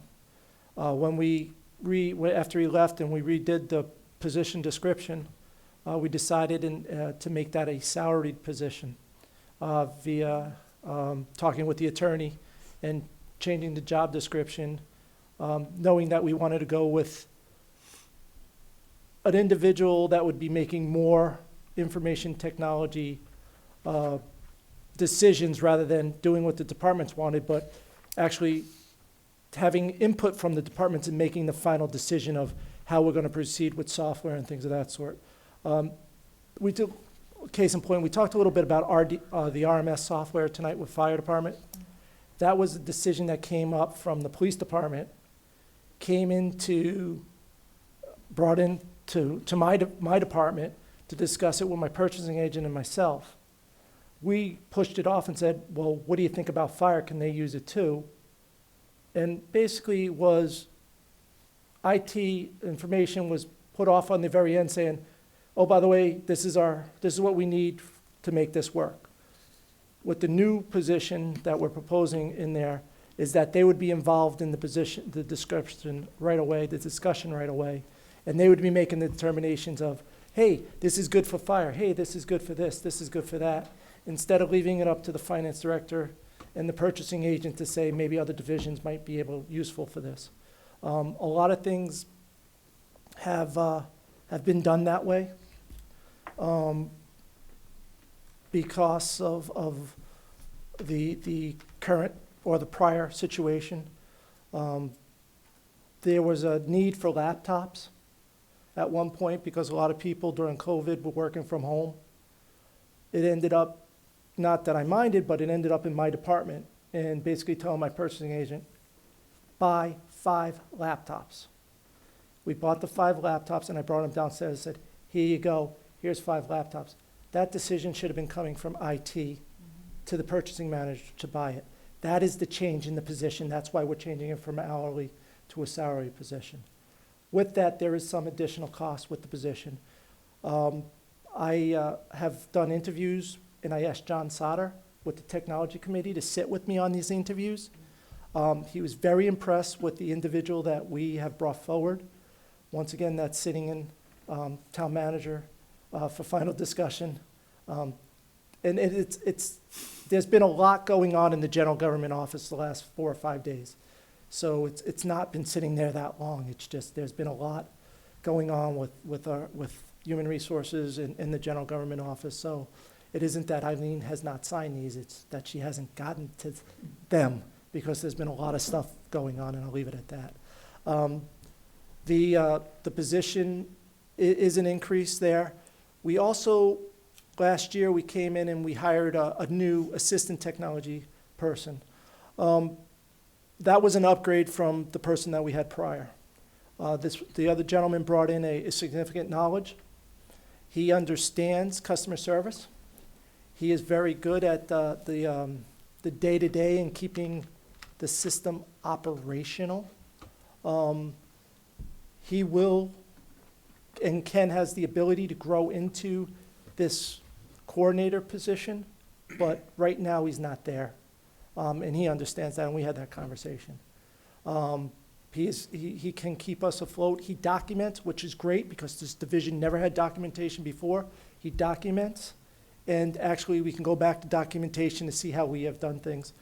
He implemented the call log system or a tracking system that I don't know if you noticed in the finance reports, but we send them in. And on average, that department's doing 72 service tickets a month since June. Interesting enough, when this gentleman was getting involved more often with the daily calls that were coming into the department, in December it shot up to over 80. For the first 7 days of this month, there's 32 calls already for service. So as we progress with this system and letting it out there to departments to say, this is how we want you to report trouble in the IT so we can track where the trouble is, we can see the definite need for 2 people in that division. There's a lot of time that's being spent running around between divisions and making sure things are working lately. Microsoft had a end date as of 12/31 for some of the projects. Correspondingly, Exchange, we're in the process of updating our Exchange. And then most of us got that certificate, which was different than updating the Exchange, but in the next couple weeks, we're going from a 2007 version to a 2010 version, and eventually up to a 2016 Exchange.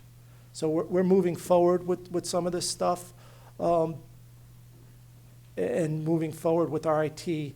And I believe that this position, this IT manager / technology coordinator, it's in the same grade that was the current coordinator was in, but we're just moving the scale from mid-bottom to mid-top. And this person is well worth it. He's worked on our systems before. He's worked on other systems. And I think that we're going to see a large improvement in our information technology. The other thing is that this position now is going to be responsible for budgeting the IT needs, whereas before it was up to the finance director and just going around thinking, okay, what do we need in departments? Oh, I need to upgrade three laptops, or I need to upgrade 3 PCs.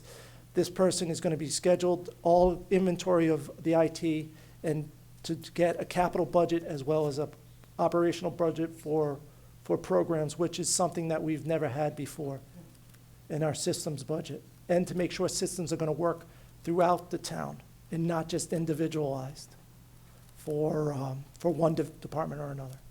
So that's why there's an increase there in salaries and an increase in the assistant tech salaries. So as you look at this, and then you have the 53rd week of payroll. So if you add up 8103 and 8104, the difference from last year to this year is $49,000. The 53rd week accounts for about $16,000 of that. The technology coordinator increase and the assistant technology coordinator increase is about $31,000. And then there was a little pay bump for the executive secretary. That position got upgraded from a secretary's position to an executive secretary's position, with more duties to help out some of the functions that are going to happen with what we're going to talk about. The next item we'll talk about is the part-time position that we're looking for. So that position got bumped up because they're going to be taking more into into the human resource function, helping that person out. So, Eileen? If we can jump to line, I think it's 0101 8199. It's, it says, come on, general, Yeah, I got one. general, it does, I it says thought I general dropped it. off. It should say general government part-time, I'm sorry. Wait, can you, what line? 01, it's underneath the 0101 8143. 8143. Okay. Yep, there's a thing that says, it says general government part, I should have said general government part-time. It's on page 16, on the very bottom of page 16. Right, right. Okay? And basically, what we're looking for is to bring in a secretary position for general government. We used the existing secretary job description. We made some adjustments to it and updated it. Currently, this position is a grade 8 on the town wage classification, so it's already on our town wage and classification schedule. And the scale is between $18.26 and $26.21 an hour. With the approval of this position, it will allow us to transfer some routine duties, secretarial duties, to general government in the town manager's office from the executive secretary to this employee. And really why we're looking to do some of this stuff is we're looking to get more help for our human resource department. We have anywhere from 180 full-time yearly employees, and that bumps up in the summer to about 300 employees. That this one person in human resources is responsible for doing background checks, doing job ads. It's right now, I think the last, Eileen, correct me if I'm wrong, but the last month, all she's been doing basically is COVID-related items throughout town. So that's one person that's doing all this, plus keeping up with hiring and firing and union grievances and contract negotiation stuff and things of that sort. So we're trying to get some more help to that person in the human resource department and move things forward in that division as well. And that's what this position is. And fully loaded, it's about $38,000. It's gonna be, I believe, 25 hours a week is what we're looking for hours a week for this part-time position. Other than that, not to jump around, but the cost for 8142 compensated absence is down about $25,000, and that is because of the mix.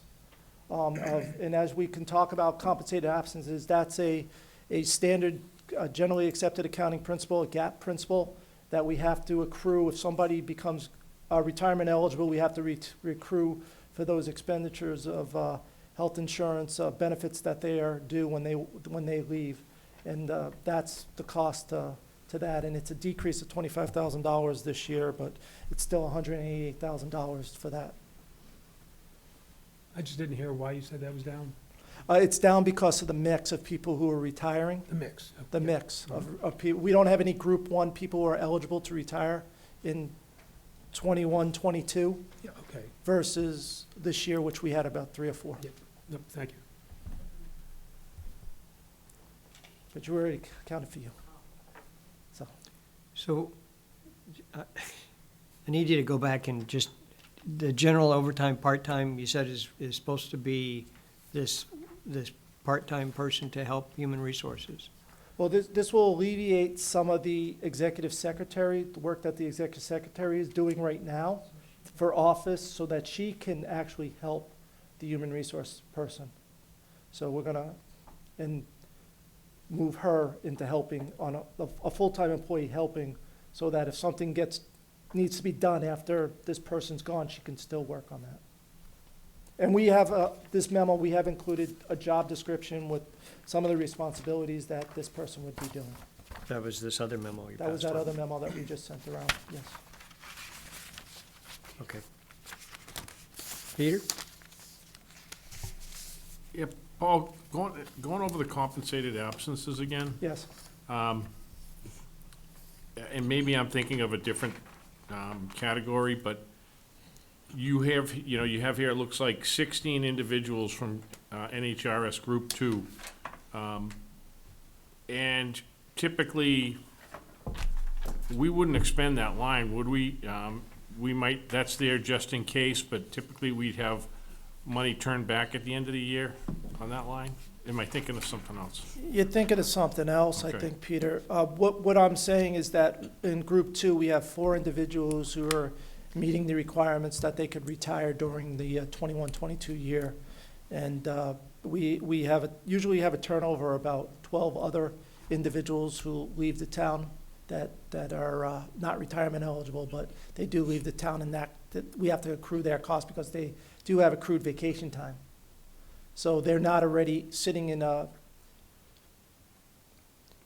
I guess to think of it, if everybody could think of it this way, when you become retirement eligible, we look at what your vacation balances are and your sick leave and things of that sort, and that's X dollars. So we take those X dollars and we put them over here into this savings account or this escrow account on the financial statements. So that when that person does leave, we have this money set aside. So we're not seeing a big spike if somebody, for instance, we had Chief Roy and we had Chief Courier leave last year. So we wouldn't see a big spike in the budget because of those 2 people retiring with their vacation time and things of that sort. So we wouldn't hit the budget. This kind of smooths out the budget. We take the money and we put it over here into this escrow account. And when they leave, they come out of the escrow account. But these 12 individuals that normal turnover for the town are not yet able to get up to this retirement age, and that's the expense. But what these other 4 is we take their money and we put that back into the escrow account. Does that make a little bit more sense? Yeah, and it clarified the question I had in my mind. Thank you. Okay. Before I move on from salaries, is there any other questions on the salary lines that, for general government? I know it's, oh, thank you, Mr. Chairman. It's not part of it, but is it possible that the council could get a comparison of other community salaries as it relates to a technology coordinator position and an assistant tech coordinator position? I can get that for you. I will get that for you. I don't have that tonight. I figured that, but I was wondering if Yeah. that could be, I can get that for you. okay, wonderful, thank you. Thank you, Mr. Chairman. So the assistant tech coordinator is the same person that was there last month, Yes. but we're seeing an increase of $14,000. Yes, that's because when we hired them on the wage, where they were put in that grade, they were just higher than what we were paying. We were paying the previous assistant tech coordinator because of education and other things. We were paying them at the low end of the scale. The gentleman who we have hired has significant amount of years of experience, so we're paying him in the mid-range of the scale. So that's why that $14,000 adjustment. So this is a different person? It's the same person who Oh. was here, but when we did the 2021 budget, they weren't on board yet. So we Right. were using the salary from the person we did the 1920 budget A new for. person, So yeah. the new person is making more money than the person that we had budgeted for in the 2021 budget. Okay. Yes. Thank Because, you. as you know, we're budgeting 18 months in advance. Yeah, I do know that. And if we hire anybody after February, the salaries don't catch up until the next budget cycle, and that's what we're doing. We're catching up with the salaries on this position. All right, thank you for that, I appreciate it. Any other questions? Go ahead. Okay, so the next Did you item. have a question, Barbara? Yeah. Oh, sorry. Regarding the new position for the part-time Yes. secretary position, Mhm. what happens if you don't get that?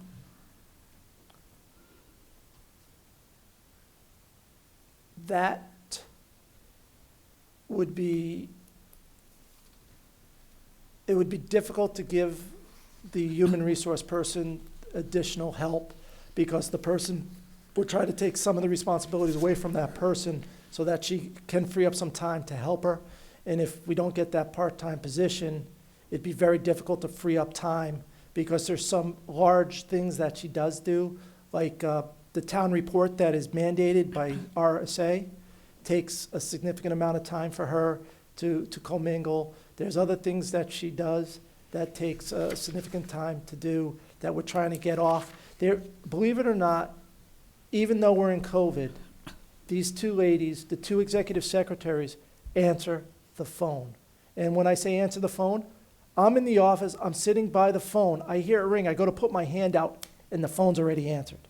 So there are a number of phone calls that they do, and the phone rings at sometimes constantly. As soon as they hang up, they get another call. Especially at the beginning and end of months. They are the switchboard technically for the town. A lot of calls come in because people know that they can get the town manager's office. So if there's a question for, how do I register my car? Because they'll see that there's a line at the town clerk tax collector, they will do customer service and they will answer that question. If there's somebody's out in the assessing office, why is my assessment on this? They will do the research and find out why this person's assessment is that. What we're trying to do is we're trying to free up some of this time for this other executive secretary so that she can help the human resource coordinator. And a follow-up question to that? Sure. What has been eliminated out of the budget in order to pay for that position? So that we remain budget neutral. That's for you to figure out, us to figure out, rather. I mean, really. He usually has an answer for this. At this time, that was one of the adds to the budget Okay. that we had. We have increased when we get into to talk about revenues a little bit, we have increased our value by $80 million for new construction. And, so some of that will help offset some of this position. But I have not cut anything out of the budget Specifically to take care of to that. take care of this. Eileen? Thank you. I'm remaining uncharacteristically silent over here, so. I was noticing. It's killing me. I keep putting my mask on, so I'll shut up, but anyway, I just wanted to say, from my own perspective, this is one of the most important additions that we've made to the budget this year. The job of the Human Resources Department has become almost unmanageable, not just because of COVID, but because we have 6 unions. It's non-stop. And I'm concerned because there's that much going on. So, to give you an example of this week, for instance, we have 5 union grievances. We have a termination. We have 2 hires. 2 hires, probably 11 people who are quarantined for COVID. There are workers' comp claims. There are FMLA claims. There are At least 3 new job postings. yes. So I'm not thinking of all of the things right now, but it's enormously time sensitive, and it requires a great deal of knowledge and keeping up with all the new HR things and requirements and all that kind of thing. I do not know how this person does it, and it's getting to be untenable. So I just want to make that plea to you, that this is just critically important. And the town has been growing, and we've been working very hard to keep our budget as level as we can and not adding personnel and people. And every time we go to add somebody, we're very critical of that position. I just think it's very important to have this conversation so that people who are watching this Not- understands Not arguing with you that at all. all of that has been taken into consideration and everybody understands what the need is. Thank you. Peter? Yeah, I agree with everything Eileen said. I think I'm surprised it's taken this long to give Sharon, who's our human resources, a secretary dedicated to her, because I've seen, and over the years, worked with her, with the paperwork that has come through she deals with. It's incredible. So I think it's, at this point, well-deserved that she needs that help, so I support it. And it didn't sound like we were losing support, but just wanting to make it public and make sure people understand. Thank you. Okay, All I right, think we beat up personnel pretty well, okay. And figured. figuratively. I'm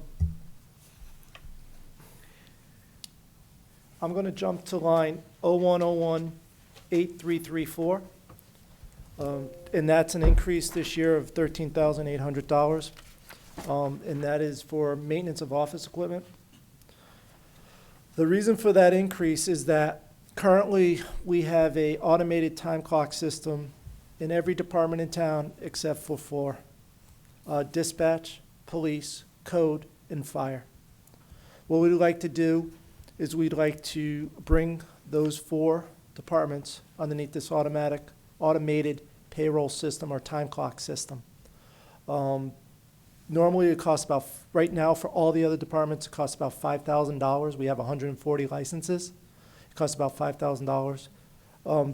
We're going to add an additional 100 licenses because I have to, even my part-time Parks and Rec people aren't punch a time clock. And there is some cost. The cost to bring those four divisions on is about $8,000 and almost $9,000, $8,798. The reason being is for those extra 100 seats is about $3,600, but there's also about $5,000 worth of setup and training that the company will provide and help the town do. When I set this time clock system up, the cost was absorbed through general government. And then I'm coming forward now with that cost to go forward. One of the reasons why we like the time clock system is it makes it easier for the people filling out the payroll system. We have not seen the number of mistakes we've had in the past where, oh, I forgot to include this person with overtime, or when did this person leave? Did he take leave? It's all automated. Case in point, you punch in.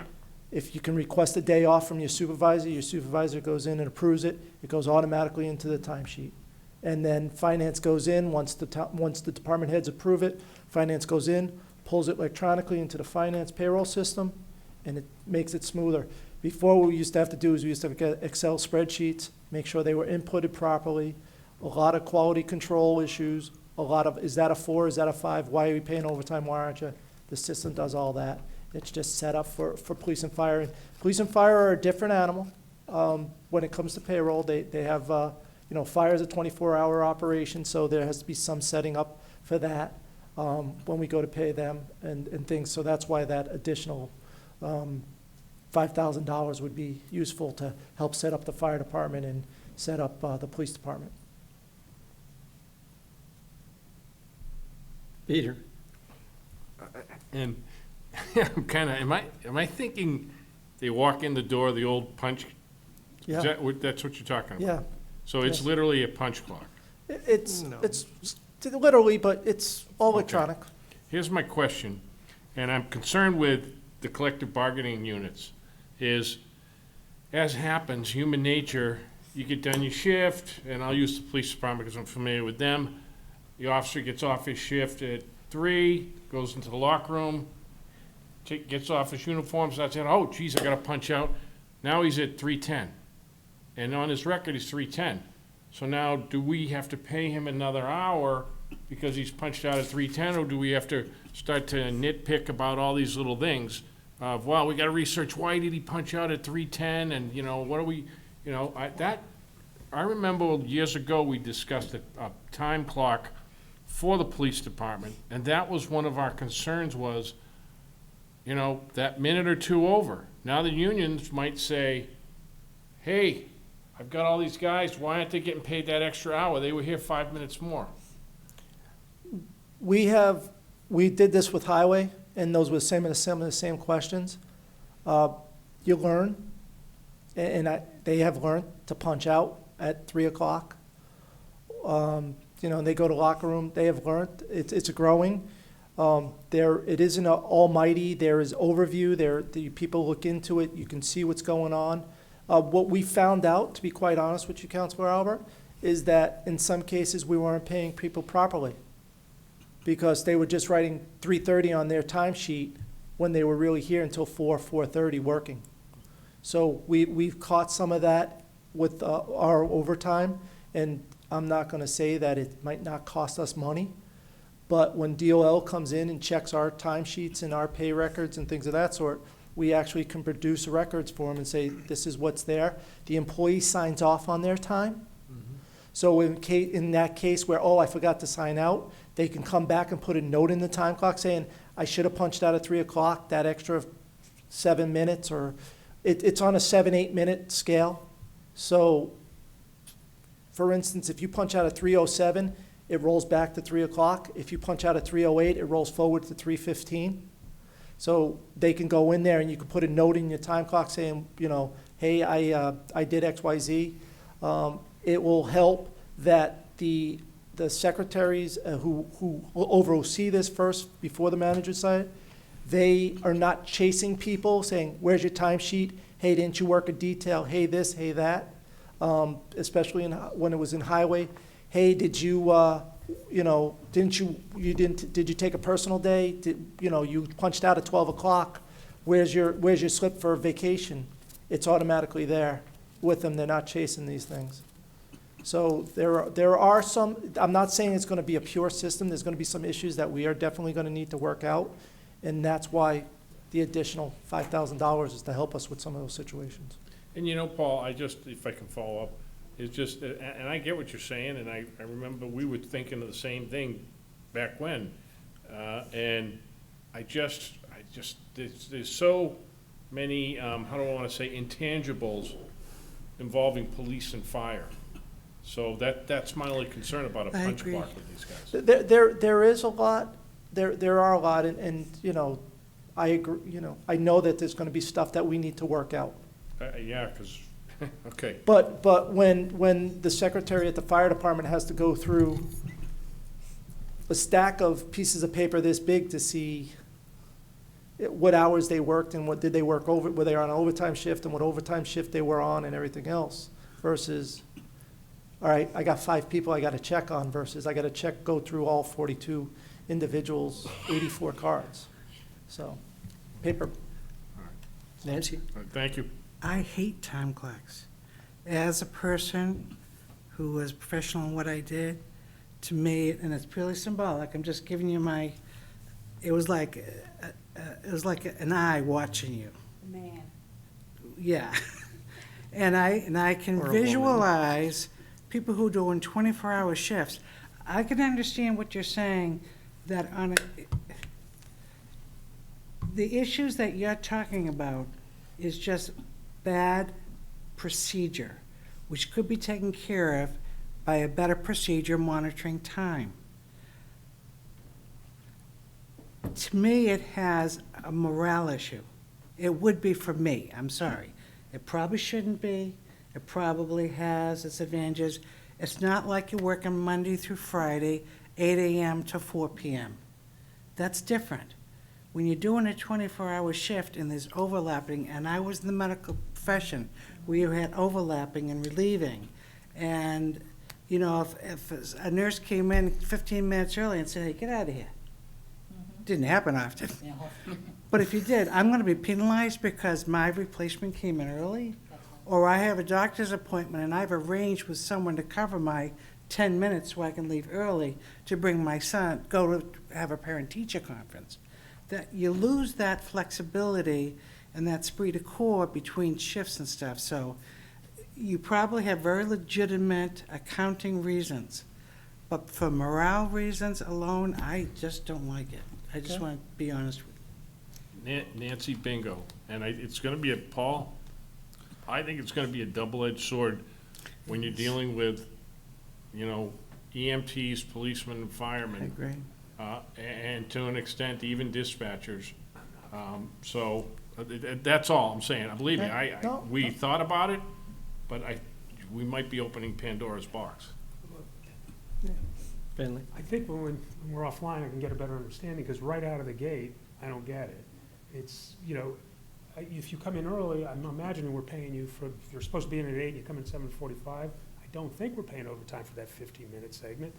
So, But you could if you're putting it in. no, well, I don't, your work hours, if you're scheduled from 8 to 3, or 4 or whatever, you're, again, maybe I can get a better understanding offline, but I would think that, you're gonna get paid for those hours. Now, maybe if you're filling out your paperwork at the end of your shift and it's gone over, you'd be paid overtime for that anyhow, I would imagine.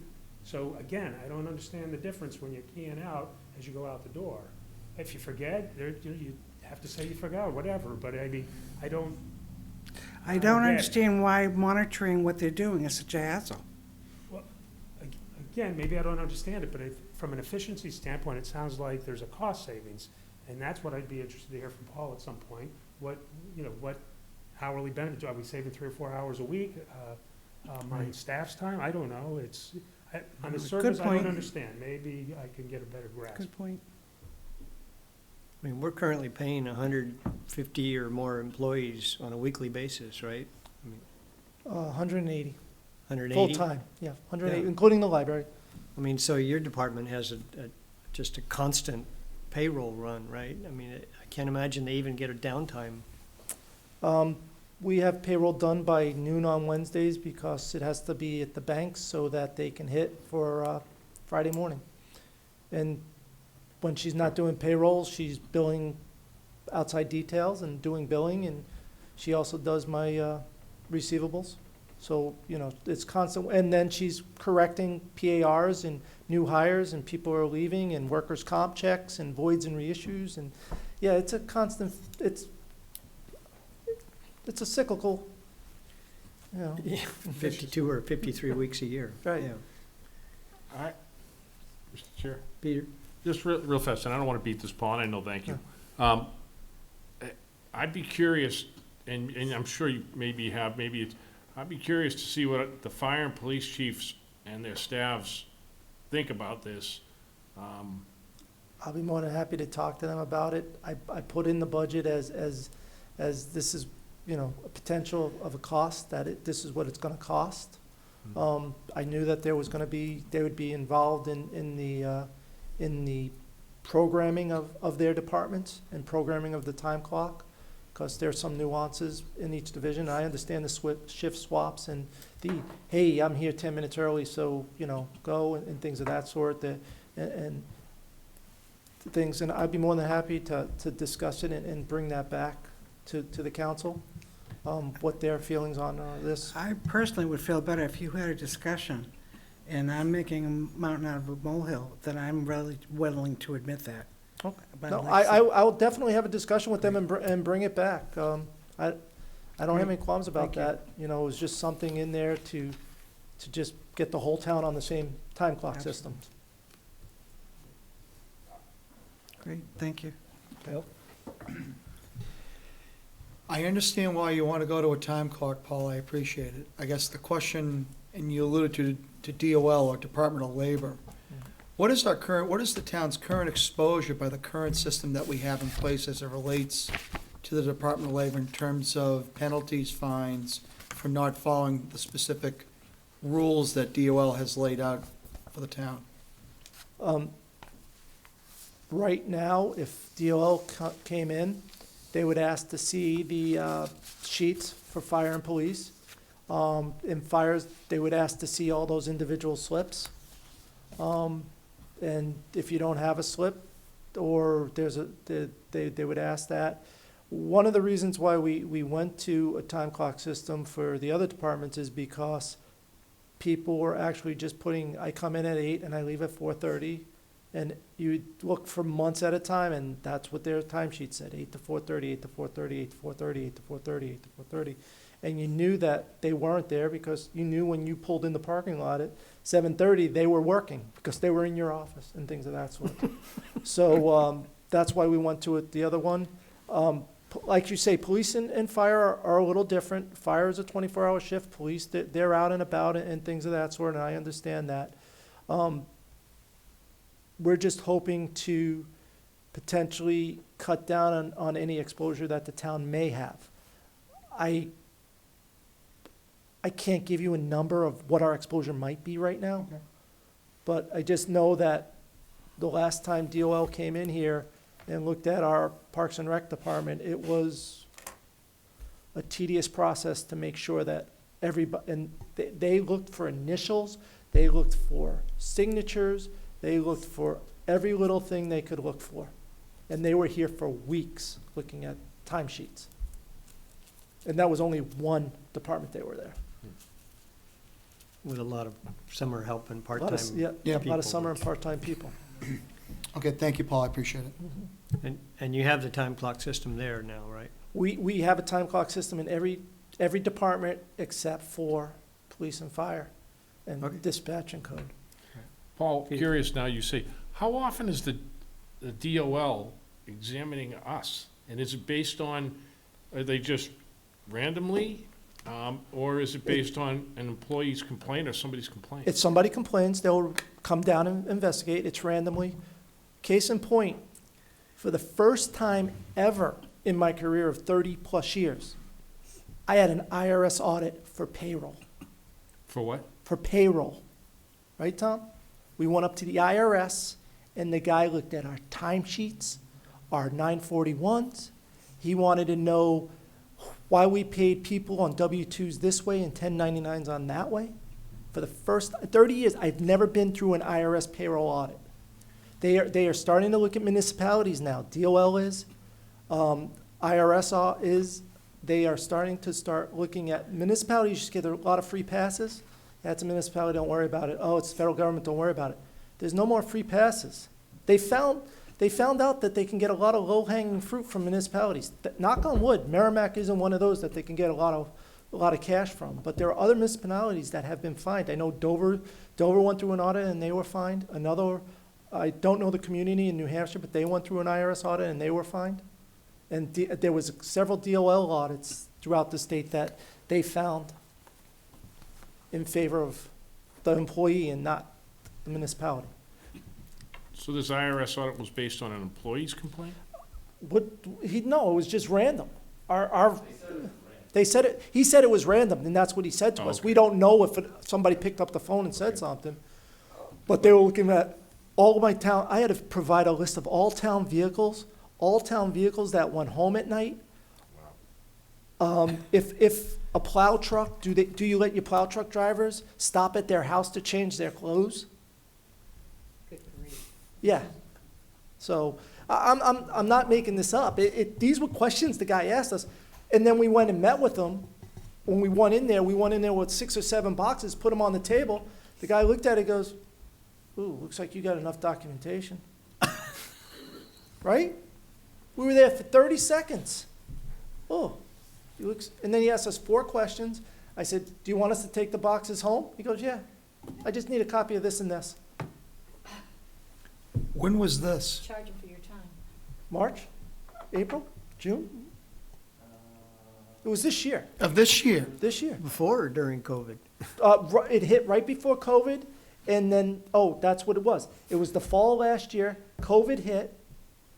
IRS, we can't meet you in person, we can't meet you in person, we can't meet you in person, we can't meet you in person. It was in April, right when, after April 15th, he was able to see me again, and it was May, probably, we wanted to see him. In Portsmouth. Really? Wow. Yeah. Tell me about it. So, but, And they had to go to Portsmouth, I will- not I will- Manchester. right, I will get that information. I'll get that information about the 2 department heads and bring that back. You're welcome. The next one is computer services, $10,000. Basically, what I'm asking for is an increase to line 0101 8353. And in the computer service line, you'll see that it's for maintenance of my software, internet services, antivirus, the town website, anti-ransomware, not ransomware, And then, Or ransomware, yeah, as it ransomware. says. Yeah, it should be anti, and I'm gonna change that right now. Nobody knows what ransom is anyway, so. Yeah. I got fat fingers. I'm proud to make that mistake. And then file service and personal computer maintenance. I'm asking for that $10,000 increase in that line. The last 2 years, we spent between $33,000 and $36,000. So that would put that line more up to what we've been spending for personal computers. And that is anywhere from when a battery in a UPS goes down to replacing motherboards or things of memory cards and things of that. So that's 10,000 there. And then the next one is historical preservation, or 0101-8407. They have some major building repairs that they have to do. And they came in, met with myself and Tom about their building, and they asked if the town could help out and raise it. I said, how, what are we talking about? Are we talking about $50,000, $60,000, $100,000? They said, if you can get us $5,000, we greatly appreciate it. So we increased it $5,000 for them there. And then elections, 0101-8410, we only are having one election, and that decrease is about $15,000. I'm happy to answer any other questions in general government. Bill? Thank you, Mr. Chairman. On page 17, line item 0101, 8270. Are employees taking advantage of the program that's being offered by the New Hampshire Municipal Association? To be honest with you, Councilor Boyd, New Hampshire Municipal Association was unbelievable during COVID. Wonderful, good. They kept us informed. Margaret Bynes, Eileen can attest to this. We got messages almost daily from her about COVID. They kept us on track. They were our go-between sometimes between the governor's office and the managers association. Just for COVID alone this last year, they were incredible. A lot of their programs, we are starting to see some people take advantage of them. They have gone to a more virtual setting versus the traditional classroom setting with some of their training. So they're trying to reinvent themselves too at the present time. Okay.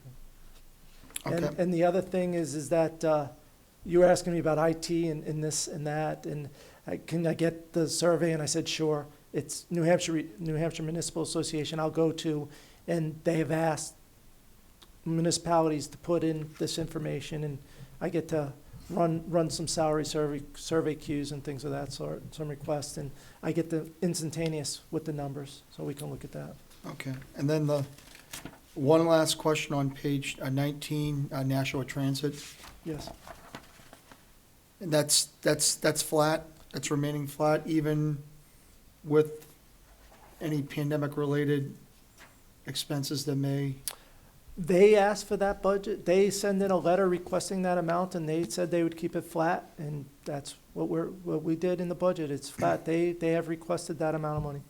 okay, I mean, I have a neighbor that uses the service. Do we know that of any other people that take advantage of it? They give us Pat Murphy when welfare comes in. If you want to ask some of those questions, I'll make sure she's equipped, Would- but she's our contact between Nashua Transit and the town. Perfect, okay, then I'll hold off with. And I'll until make Pat sure gets that here. she has that information. Thank you, I appreciate it. Thank you, Paul, appreciate it. Peter? Paul, 8359, outside, under other outside services, criminal and driving record checks. What kind of, when you see this, I look at it every year and, Peter, do you have your mic on? oh, sorry. 8359, other outside services, and then under it is criminal and driving record checks at $12,000 we budget a year. What I find interesting is that the police department, I believe, is one of a number of departments that people can come in, get their fingerprints done, whether by ink or by AFIS, which is the automated fingerprint system. They scan their fingerprint to do all this, to assist in the record check. And we use our time, our service to do that. And we pay for spots. We have a spots. And we still have to pay the state $12,000 to do criminal record checks. You know, it astounds me, because I know how many times, like, we have all the teachers, all the camp counselors come in to get, every year, to get their fingerprints and all their criminal record checks done. It just, you know, I'm thinking, and I'm thinking out loud, like, boy, I wish we could almost bill them for the times that the police department has to spend doing that. Right. You know? The one thing, and correct me if I'm wrong, Eileen, is that it would be great if our police department could do the driving records and things of that sort, but they can't. You have to be certified. We have to go up to the state and get that, both criminal records and that. The police department can do criminal background checks and background checks on a police officer. But for other employees, I don't think we can do that. They all have to go through the state of New Hampshire. Might be worth asking. Or maybe we should bill them back for the hours. The other spent. time that we spend? Yeah. Yeah, really. I mean, we're allowed to do educators and people involved with the school district? Is that what you're saying, the PD does that? Well, they need to have fingerprints. Right. And if for some reason APHIS is down, they use ink fingerprints. For a while there, something was, at one point in time, I remember every August, we'd have it out in the lobby, 20 teachers, new teachers or new employees from the school we'd have the community service officer just doing fingerprints. Or if he could do it on APHIS, go in there and you have to help them and scan their prints. Oh, but they still do the criminal check up in. Yeah. Okay. Yeah. But we have the ability the police department has the ability to do that, you know, but it just doesn't come with the stamp saying it's certified. Right, and I don't, on that, and the one thing is that the teachers now, the school actually invested in the system for fingerprints. But it broke last year and they was sending them over to the PD, but they did have the system, so. Have they fixed it? That's a question for the school. I haven't got the phone call lately asking us to use the police department to send the teacher over, so I would have to say yes, but I don't know for sure. Nancy? Question on elections. Yes. You had down for 2021, 34,000. How much did we really spend on this past year? I mean, What's that one? Elections. on elections, page 20, 8410. 8410. And that's just if you don't have the data, it's okay. It's a curiosity question. Yeah, you know, Because it's down for 34, and I'm sure that was projected before the whole COVID thing. if you give me a Right, couple of that's in- seconds, I can Sure. get you that answer. Okay. Well, I maybe know more we than a did get, minute. we did get reimbursement, I know, but, or some. We did get reimbursed. Diane went in for a grant of, for additional grant of about $7,700. We got a special grant. And then we got the $72,000 from the state for helping out with the voting. Elections, yeah. But it wasn't all 72, it was 80/20. So it was $60,000, I believe. Just give me 1 second here. I just got to get into the finance software. It's not really a pertinent question, it's curiosity. As long as our computer systems are moving along.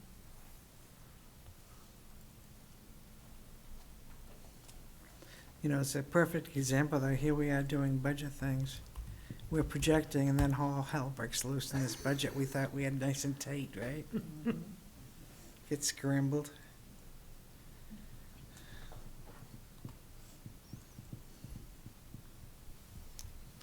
Tom, it shows us how resilient we can be, though, doesn't it? Yeah. That we're hardy and we're, we soldier on and we get what you things have to done. We do. do what you have to do. It's pretty Yeah. impressive. So, to date, we spent $42,574. in election, in just the election, 0101-8410.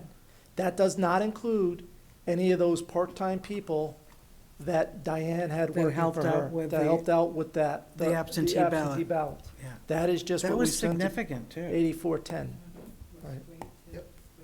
Oh, amazing. Thank you, Paul. And that number is the one that's right here in our book, right? 42,574. Oh, hold on a second. Yeah, well, that's last year. Actual 1920. Ah, All right. busted is right. It was I was already looking up a there. different number, so I didn't change I was looking at my the different fiscal ones. years. I gotta change my fiscal year here, hold on, sorry. My fault. Why is this? I bet you the number's more. Yeah, I was looking at the expanded. Thank you, good catch. Oh, That's because he's the chair. That's because you asked me to do this on the fly.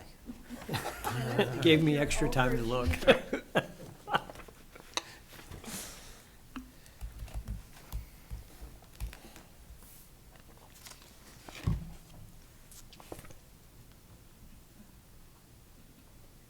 All right, this says that we spent 34,727 for this year, which is, we spent the budget, and we still had at least one election to go.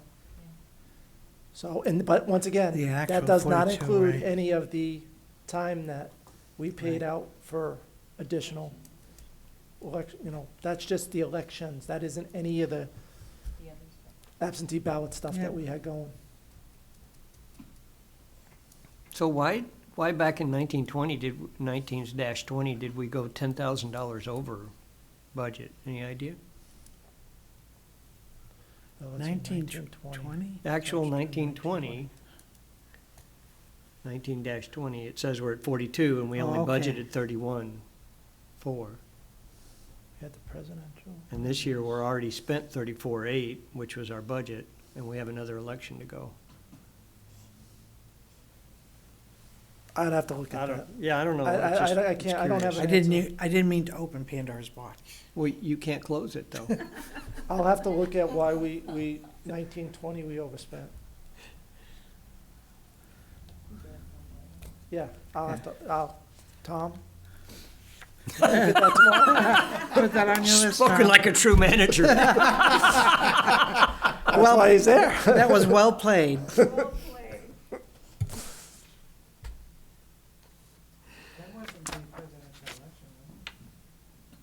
No, it's probably No. the primary. We probably had, we did have I'm trying to go through, we had in 1920, we had the primary at the beginning of the year in February. And then we had presidential. I mean, the presidential Well- primary and then, but the presidential primary is February of 20. Of 20. And then we had our regular election, and I don't know if there was one in the fall or So not. that was in last year's, But wasn't there, 1920, the presidential primary We'll was, we'll- but the presidential yes. election is in yeah, 2021. we'll figure out Yeah, how many elections that's we fine. had and everything in that year and let you know. It's just one of those squirrely things. Yep. Barbara? Two questions. The budget is here for historical preservation, and it mentions the Historical Society. Where is the budget for the Historical Commission? Where That- does that come in under? That comes in under 8505, 0101, 8505. And that is basically a $300 for supplies and seminars and Yeah, I know, it's administrative like- costs. So, 8505?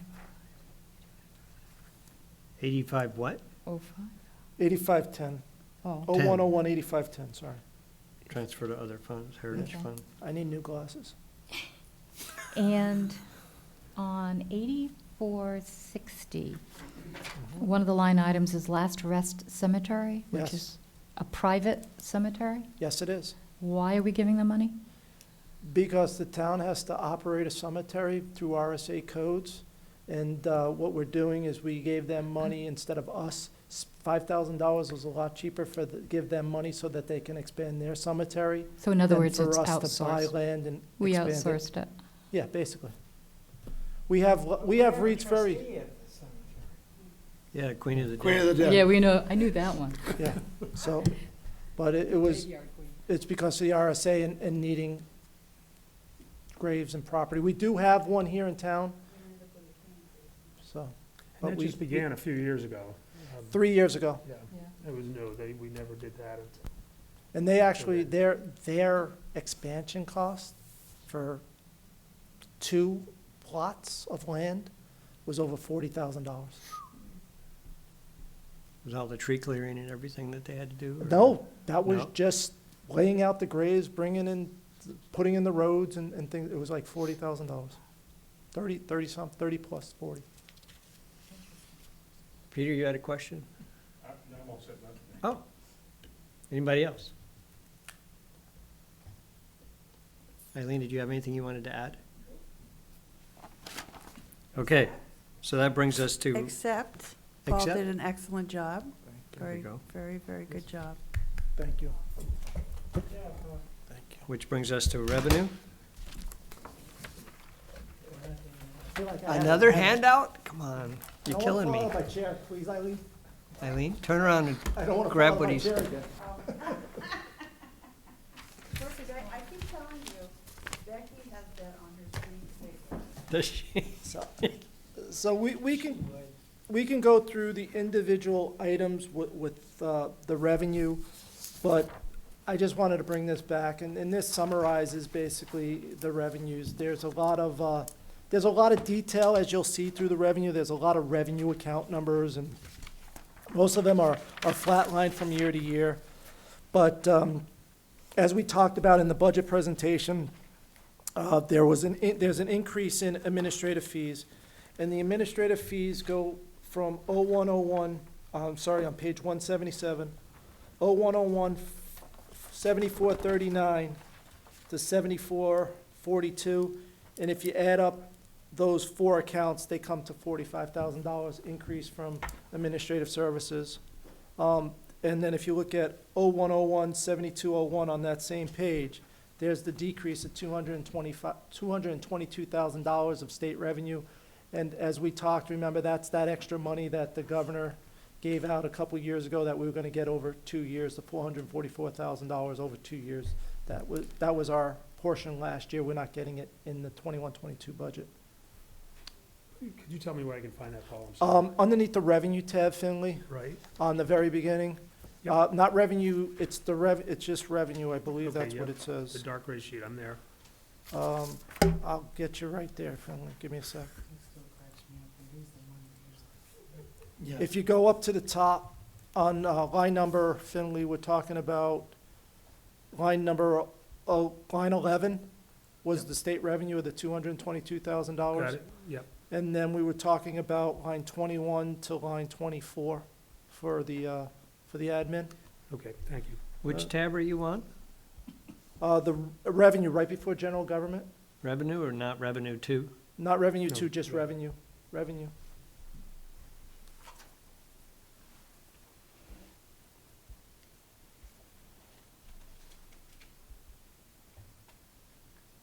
And you gotta go all the way up to the top.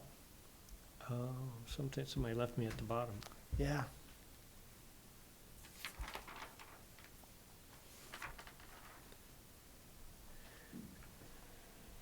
And then sell a property, which is 7834 for the book, but for Finley and, I got it.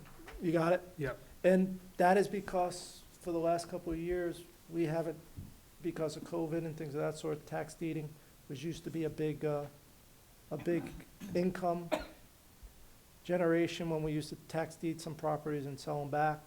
Since we haven't been doing that, and people have been having mortgages and the mortgage companies stepping up and paying their tax bills. So there was a decrease there. And then the last one is current use. It's 0124,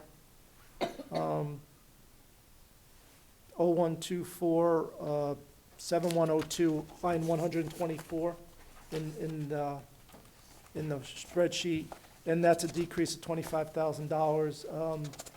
The reason why that was increased last year and it's a decrease in 2021 is because a lot of these projects that have started throughout the town, the one that was on Wire Road, there was another, the one over here, Chestnut Hill, they have taken their property out of current use already. So even though they're starting the development, we're not gonna see those current use funds. And the reason why I think it's a sustainable amount in there of $65,000 is because the warrant article for current use says it's a 50-50 match up to $1 million. And the CLUC funds, or the current use funds, land use change tax funds, that fund is getting pretty close to $1 million again. We had some substantial pieces of property taken out of current use over the last couple of years. Right, yeah. So those are the major changes in revenue. I'll be more than happy to answer any other questions. And things like vehicle registrations, you're expecting to stay Yeah, constant? $5.6 million. Last year, we received almost 5.6. We received $5,565,000. And this week's been different, but even this week, I got 4 people that pulled into the parking lot that I've talked to that had brand-new registrations. And how am I gonna get my plate on my car? Just bringing in cars, and we're not talking, I hate to say it this way, we're not talking Chevy Chevettes, we're talking, they were BMWs, Subarus, nice cars, coming through. And then, I hate to say this, but I have a 2015 truck, and I'm getting offers from the Toyota to buy my truck back for a pretty good price, because they want to resell it for that much more. So it's a 5-year-old vehicle, and they're still looking to get significant money for the vehicle, almost more than I paid for it new. So, those used vehicles that are coming in are not cheap anymore either. So I think $5,625,000 is very doable for us. So your crystal ball, economy-wise, says things are gonna continue the way they are, it sounds like. I mean, the town usually is a trailing indicator of bad economy, because it's the following year that things hit as far as property taxes Right. and auto registrations and stuff are concerned. I just don't wanna, we've been on an uphill climb so long with the auto registrations. I'm always nervous that it's gonna come back down. Now, 2 years ago, I was arguing, or 3 years ago, the other direction, because obviously it was Right. going up and there was Right. nothing on the horizon, no COVID on the horizon to mess things up. But right now with COVID and things, I know there's a lot of cash in the economy because the government keeps printing it and pumping it out.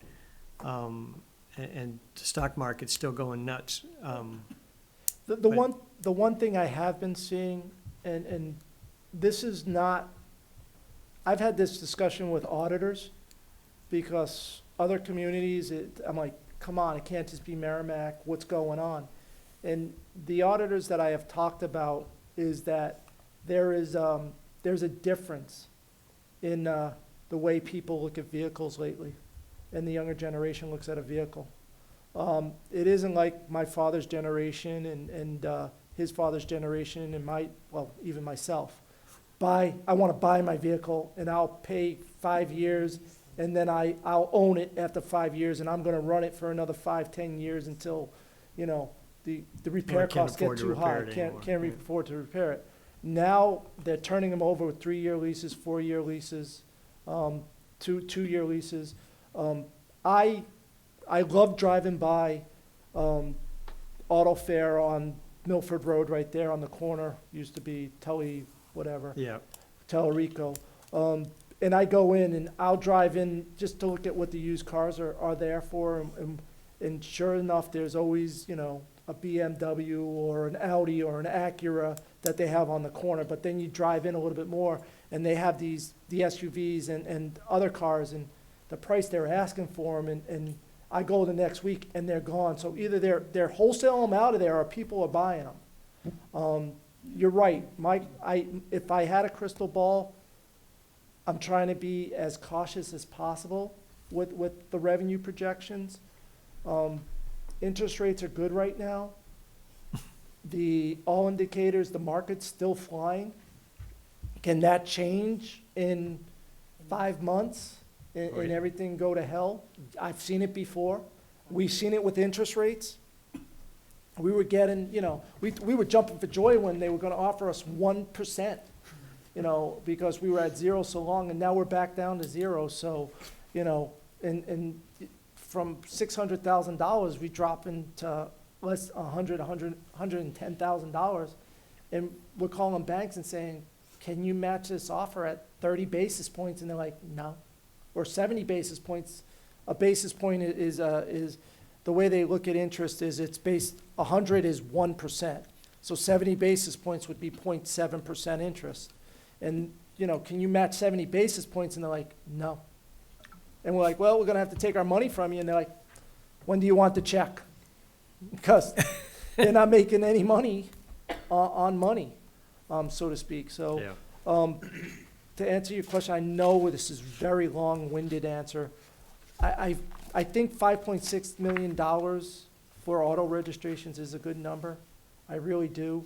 I have a lot of heartburn if you said we need to raise that to 5.7 with that, but I do think right now the 5.6 is gonna be kind of a steady because of the way the economy is and the cost of what an automobile now costs.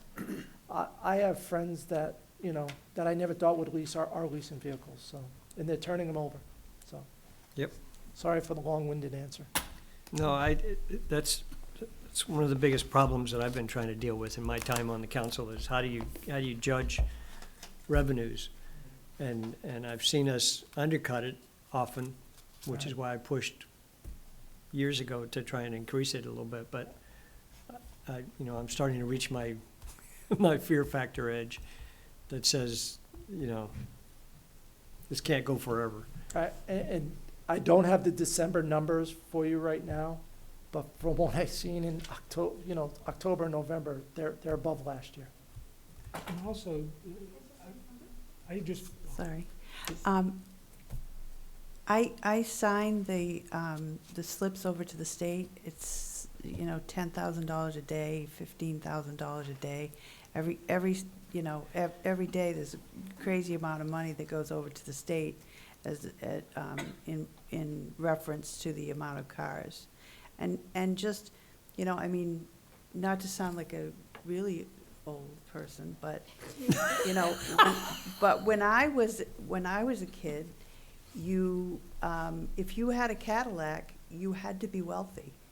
That's Or true. if you had, and now you can rent an apartment for whatever you rent it for, and you can drive around in a Land Rover or whatever it is, as long as you can afford the payment. And that seems to be what people are doing. They're, the younger generation is living in the moment. And that's a big, huge part of your status symbol, whereas us, or myself, I should say, it was a home. You wanted to have a home. Right. Right. Correct. Finley? I was just gonna say, I read an article a week or two ago, because I was wondering about what the market would do in the economy and so on. But there's, because of COVID, according to this article, the claim is that Americans have $2.5 trillion more saved than they did before COVID. And so, on top of all the money thrown in by the government. Because they're not spending it at restaurants and hotels Right. and vacation And time. because of that, because of the money being tossed around by the government and as well, that savings, they're gonna spend that, I believe. So I'm comfortable with the choice of numbers, because like you, I never know, but I was surprised. Well, and where we're losing it is in meals and rooms taxes and Right. things like that. The state's losing the revenue, all the restaurants are losing Sorry. the revenue. and- Right. Just one more thing.